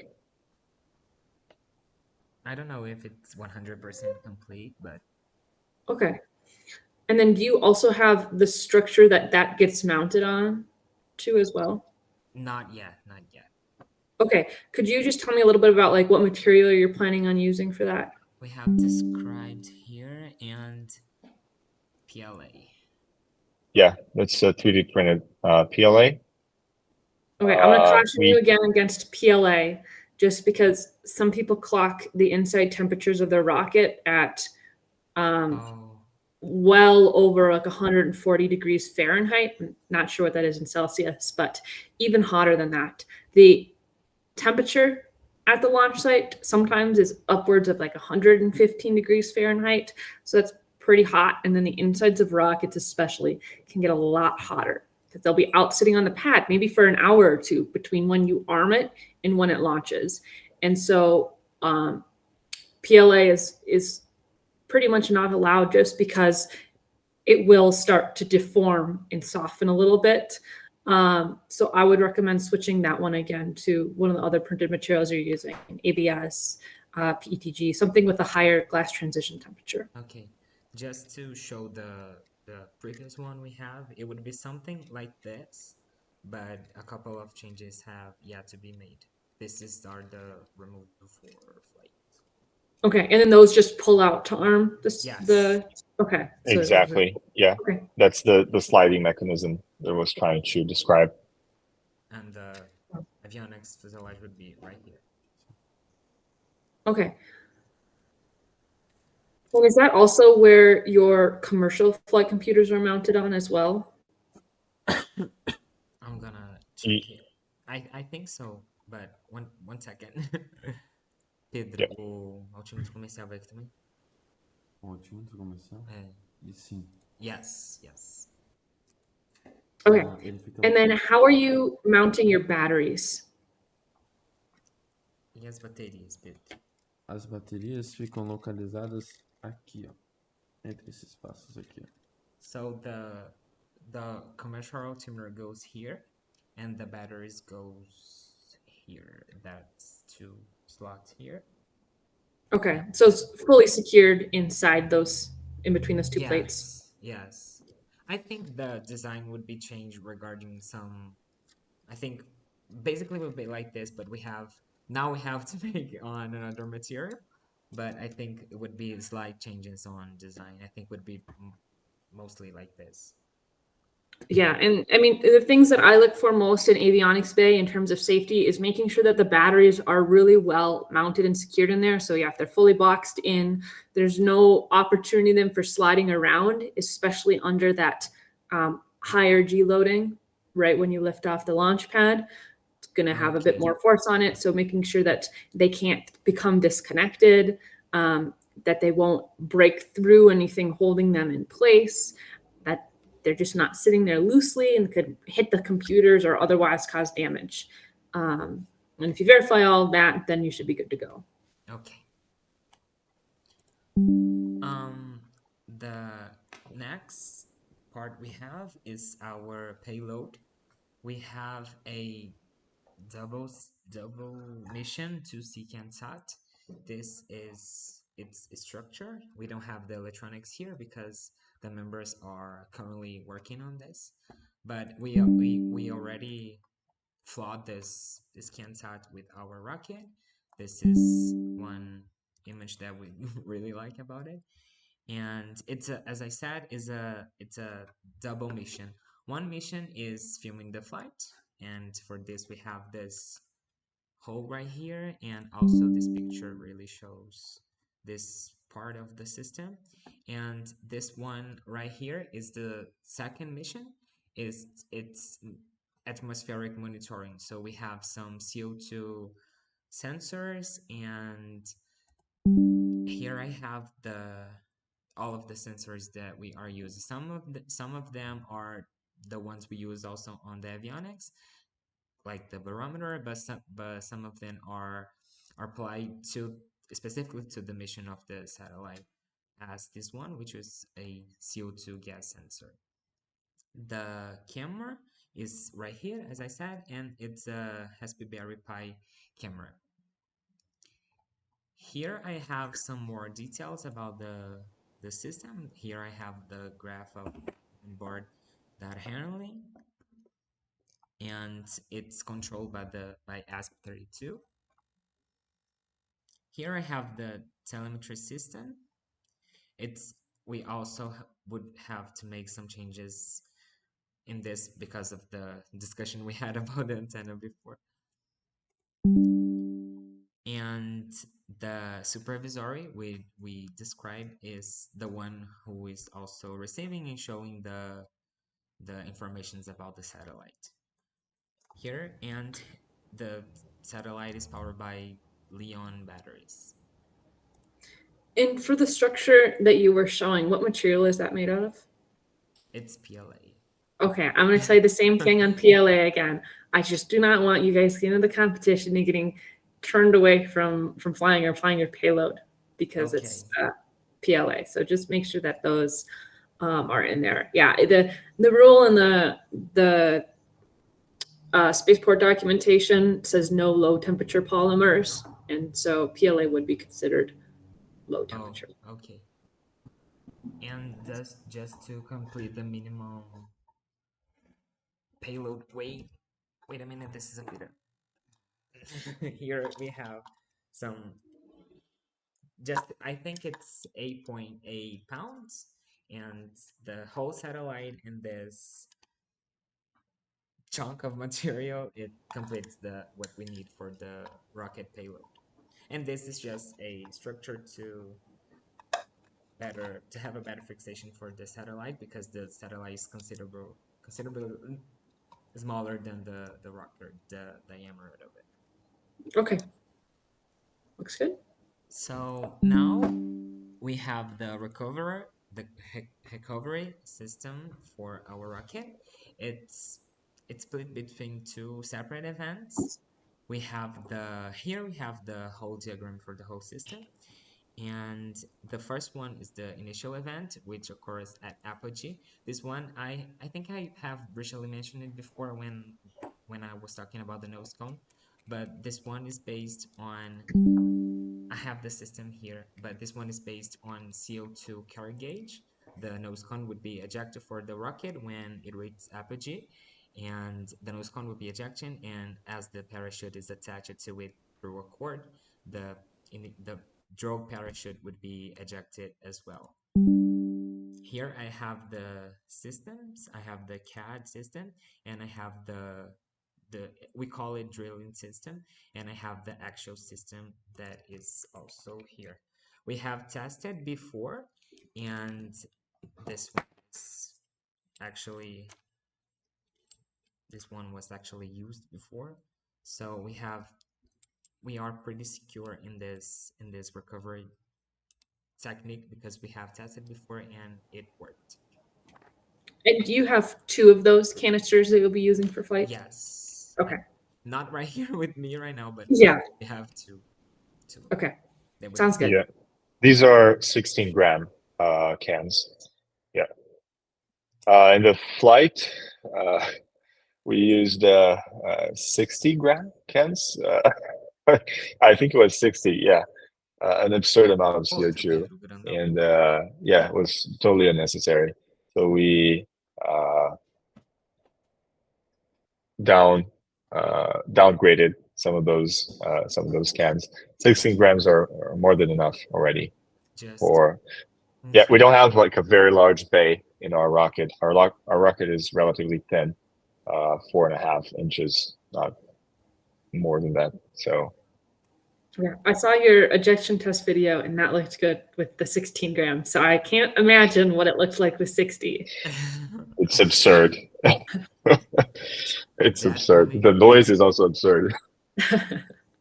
I liked the video too. Some people sounded a little startled when it went on. It was a great video indeed. And always after every test, we have those those sounds. So this is the initial event. We are currently working on getting the parachutes work. We already have the material, but we have yet to sew it. Okay, so you're manufacturing your own main parachute and your own drogue parachute? Yes. Okay. And have you made your own parachutes before? Yes. Okay. Pedro, pega pra mim. 1 second. No worries.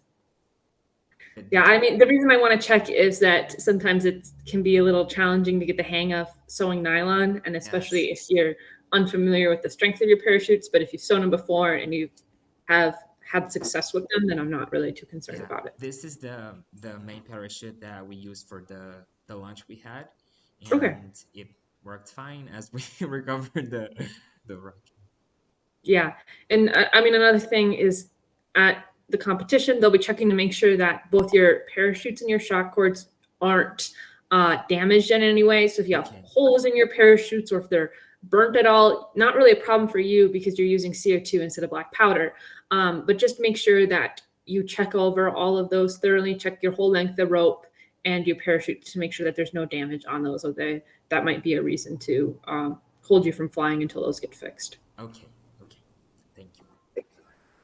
The main event recovery part of our rocket, it's based on a commercial available. It's based on tender descender, but we don't have that available here. So we have our own version of it. The cat is showing, and here I have it with me. We will be using two of this, and we have tested both of them separate and the whole system together. So we are also secure with this one. And this is the whole, as I said, we'll be using two, and this is the whole assemble of the system. This part is the part that I was mentioning before, and this this element here, goes will be fixed here. Okay. And what kind of rope are you using there? Qual que é o tipo de corda, Pedro? Paracorde. It's for parachute, paracord. Paracord. Yeah. Do you know what the strength is on that? Você sabe qual que é a força? De cabeça. No, we don't have the numbers for it. That's okay. Yeah, just something to double check is to make sure that those as well as your shock cord, but sometimes it's easy to kind of overlook little attachment points like these, but making sure that that can take the full shock force that you're expecting for your parachutes. Okay.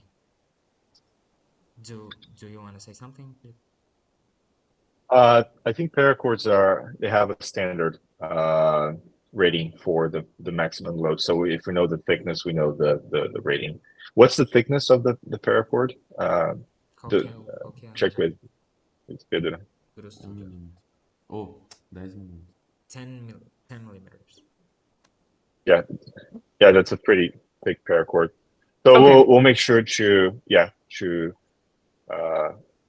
have this data I have it at the here. composition. This Sounds is good. It's not it's not well to show it, but this is the Sounds good. And is that the same rope that you're using to connect your parachutes as well, or do you have a different rope or shock cord? É a mesma corda pro paraquedas. It's the same one. Okay. So here we are talking about the parachutes. As I said, we have already the parachutes that we used for our last launch, but we are planning to make new ones because the modifications we had to make in our rocket, we have to change some parameters of our parachutes.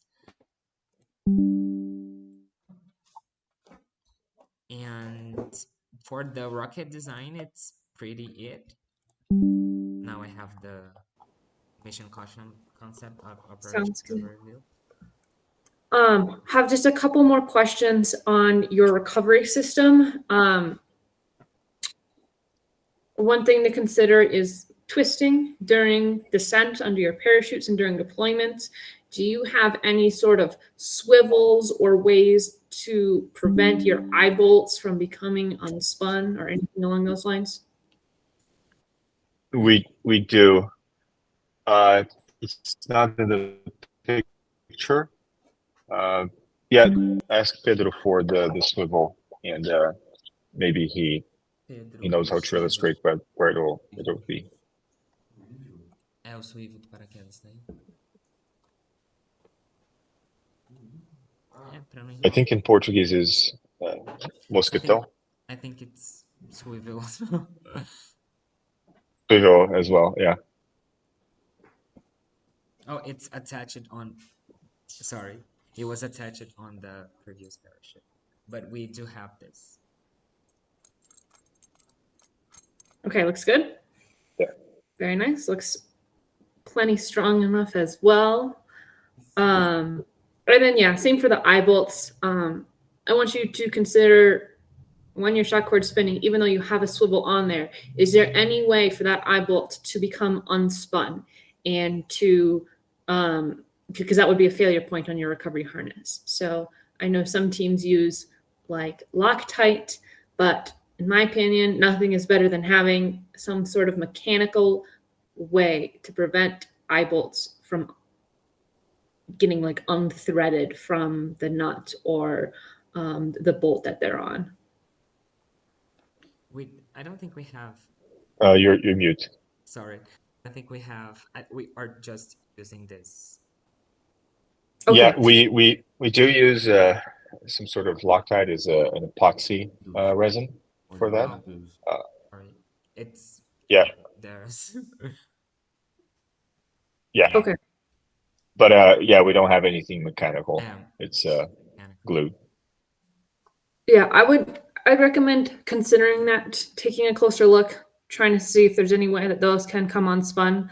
Even if you crank them down really tight, if you have a high shock force, that could be enough to get it started. And if you've got a lot of spinning in your system, it's unlikely, but Okay. want to prevent that by all means possible. So some people like use like rods, like a bolt or a threaded rod or something, physically preventing the eye bolt from being able to spin. Other times you can use some of that paracord or something and tie it off onto the bulkhead to prevent it from spinning more. There's a lot of different ways to do it. It doesn't need to be anything too fancy or complicated, but I would encourage you to think about that as well. Okay, thank you.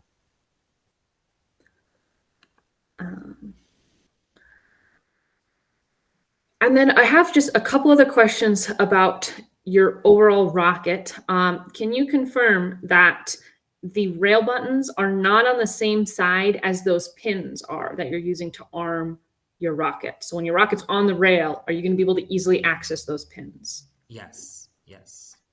Okay. And do you have vent holes for your altimeters for your avionics bays? Yes, we do have. Okay. I think that covers all of my questions then that I have on your rocket. Anybody else have any more comments or questions regarding the design of the rocket? I have one question. I think you can go first. No, I was just gonna say that I think we covered everything, but you have questions, so please. My question is, we have sent the project technical report yesterday, but revising it before, we have realized that we have made some mistakes. I know we cannot send send it again, but just to make sure that we are aware of some mistakes that we have made in this document. And I would like to know that up until this point to the spaceport, if we make some changes, slight changes on the rocket, if we have to make some sort of report, or we don't have to, like the PLA that we would have to change it. Do I have to mention about this on somewhere on HeroX? No, there's no requirement to it. It's kind of under the understanding that there's probably going to be some minor changes that occur between your technical report and your competition, because this is when you're probably doing your final assembly and manufacturing. You might find something that's not working out and you need to change, and that's okay. If you're doing major changes, I would request that maybe you send me an email just so that we can make sure that those are still falling within the rules and safety requirements. That would be if you're like replacing major components of your rocket or like changing your entire recovery harness in design. But if it's other minor changes, no, you don't need to have any report. Just maybe be ready to talk about those at your safety review in person. Okay.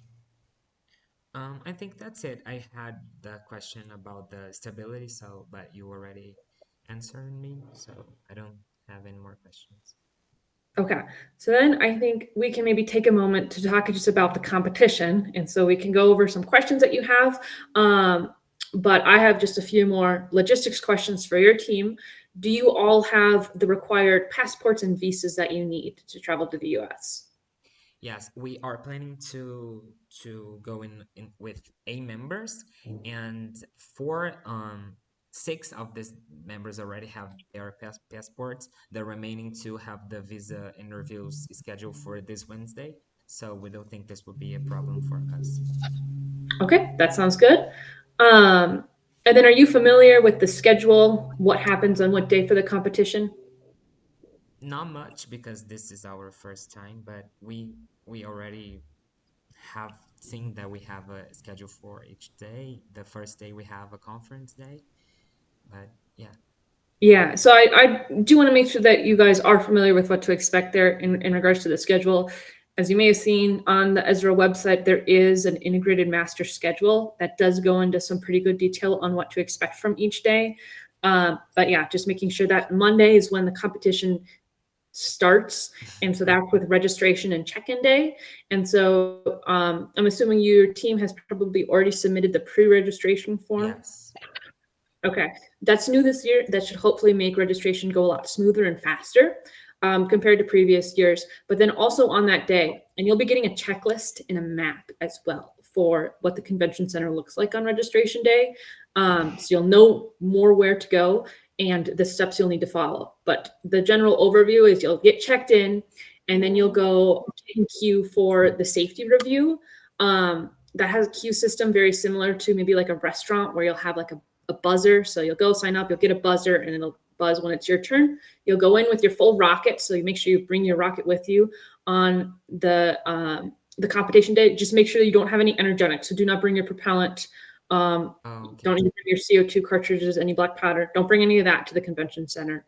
But the rest of your rocket you'll need, because that'll be your big safety review. You'll either walk out of that passing, or you'll have some maybe remediations that you need to do, minor changes. But then regardless, after that, there'll be team pictures that you can take. You'll have access to the exhibit area where you'll be able to start setting up your table. And then at the end of that day, there'll be a mass group photo of all the competitors and volunteers. And then the following day, Tuesday, that's the conference day. You can also do safety reviews then. You should definitely do your safety review on Monday and use Tuesday as an opportunity as needed to Check it. get that remediation if that applies to you. But this is where podium presentations will be. The people who will be selected for podium presentations, I'd expect that to occur about a week or 2 before the competition. Only 20 teams, I believe, are selected to actually present for their podium presentation.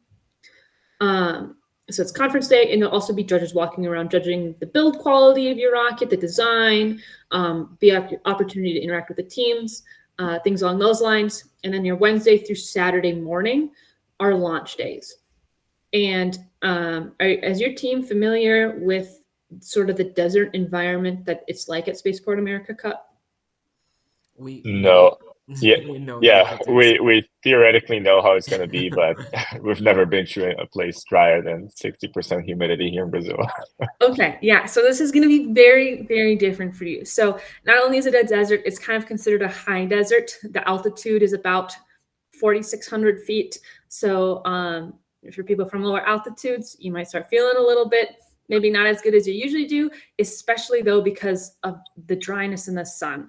So like I mentioned before, expect it to be really hot, 100, 110, 115 degrees Fahrenheit. Expect it to be very, very sunny, and expect it to be windy in those afternoons. So get to the launch sites early. You don't have to go to the launch site every day, but it's highly encouraged to go and attempt to launch on the first day. And then the second day and third day and so on from there. But definitely attempt the first day unless you need to do like safety remediations that's preventing you from launching. Do not wait until the later launch days, because launching, as we had seen last year at the competition, will likely get cut off in the early afternoon, even though the waiver isn't closed. It'll just be too windy to launch. While you're out in the desert, make sure that you are dressed, prepared, and that you come prepared for the heat and the dryness. I believe there's a document on the documents page for the competition, but this includes doing things like wearing long pants, long sleeve shirts made out of breathable fabrics. Do not wear t-shirts. Do not wear shorts. You'll feel the effects of the heat a lot more. You'll get sunburnt a lot easier. It's just not a good time. Make sure you're wearing brimmed hats. Even just like a baseball cap, I don't think is enough. You want full sun protection on your neck as well. Some people even wear like work gloves to protect their hands. For your shoes, do not wear flip-flops. Do not wear sandals. Don't even wear tennis shoes or any other shoes like that. You really want thick-soled boots or hiking shoes. I like to say that out in the desert, just assume that all the plants and animals are mean and or want to hurt you. So there's a lot of thorny bushes there. If you step on one of those and you're wearing tennis shoes, it will go right into your foot, and that will be very painful. Hiking boots help prevent that. There is the potential for there to be like rattlesnakes or other poisonous venomous snakes. Usually most teams don't come across it, but something to consider, keeping your ankles protected, things along those lines. And then, of course, water. Bring a lot of water, like more than a gallon per person per day. Water and electrolytes. Bring a lot of water and then bring more water. Because heat exhaustion, dehydration, just effects from the sun are the biggest danger out there. It's not the plants or the animals or the rockets. It's the heat in the sun, because it's very different than most of the competitors who are going to be there have experienced growing up. So I want to make sure that you're all prepared. Do a little research online about what do I wear to a desert. Those are some generally good resources there as well. And then, of course, Saturday will be your award ceremony as well. Okay. So yeah, just to recap, on Monday the competition will be in the convention center, which is in Las Cruces. Yeah. Yep. On Tuesday it'll be at the actual Spaceport America site, right? No, Tuesday will also be in the convention center. Okay. Because that'll be your kind of conference day at the convention center. Perfect. And then Wednesday, Thursday, and Friday will be at Spaceport. Yep. And there'll be like instructions released for driving and navigating to the launch site as well. Something to consider is that in between Las Cruces and the launch site, there are U.S. security border checkpoints. So make sure that you're carrying your passport or identification with you at all times when you're going up to the launch site and driving around. Understood. Yeah. And then Saturday, though, that one actually does not occur at the convention center. That occurs, I can't remember the building's name, but the convention center is right next to the New Mexico State University campus, and it occurs on that campus, like their basketball stadium. So it's a little bit bigger venue, nicer for having the award ceremony. Perfect. Yeah, thank you. I don't think I have any other questions. So, no energetic materials on Monday and Tuesday. Yes. Yeah. Yeah. Wednesday, Thursday, and Friday launch days, and then Saturday the convention day. Yeah. Yep. And I mentioned that you'll be receiving a map and a checklist for the convention center. You'll also be receiving one for the launch site. Like I mentioned, the layout of the launch site and also the steps that you need to take to get from I'm ready with my rocket to having it on the pad. Speaking of checklists, did you make a pretty thorough checklist in your technical report? Yes, we have the assembly, pre-flight and launch checklist there.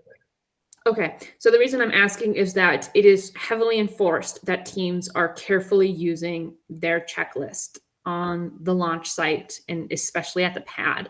And that's for safety reasons more than anything. And so that's probably one of the most common reasons that people get sent for remediation in the safety reviews is because your checklist is not detailed enough. Your checklist should have all safety concerns, any PPE that you need, all the tools and equipment that you'll be using, and it should effectively be something where you can give it to any member on your team, no matter how familiar they are with all the aspects of your rocket, and they would be able to fully, safely assemble your rocket for flight. It will be enforced at the competition, at the launch site and at the pads. And so make sure that you have that with you, print it out, bring it to the safety review. I recommend just printing out your entire technical report and bringing that with to your safety review, just because it's really nice to be able to reference all those values you have written in there that you might not have memorized. Perfect. Yeah, right now I don't think we have a list of equipment. That would be a great modification for this PTR. Yeah, even things about like what tools will you need out at the launch pad to prepare your rocket, making sure you have a list of those, because you're going to be out there, it's going to be really hot and it's going to be really windy and it's going to be really exciting and nerve-wracking, and you're going to have a lot of feelings going on. And so that's why the checklist is there, is to help be a constant that you can easily reference to, and you're not having to go off of maybe a flaky memory. You're probably also going to be kind of tired and low on sleep. So use that checklist and make sure that that checklist can do all of the thinking for you. Understood. Yeah. Perfect.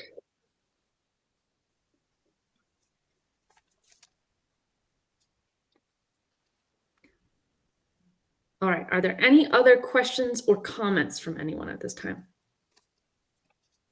I'm looking through my notes here and I don't have any more questions, and I think I wrote what I needed here. Awesome. Yeah. I also have no comments or questions. Fantastic. Well, then I think that we're all done here. I am very much looking forward to seeing you guys at the competition and watching your rocket fly. So best of luck in the coming weeks and in your travels to New Mexico. Yeah. Great. Yeah, thank you very much, Erica. And looking forward to launching the rocket at Spaceport. Thank you so Absolutely. much. You have always been so kind to us on email. Really appreciate it. Absolutely. Yeah, it's exciting. It's fun.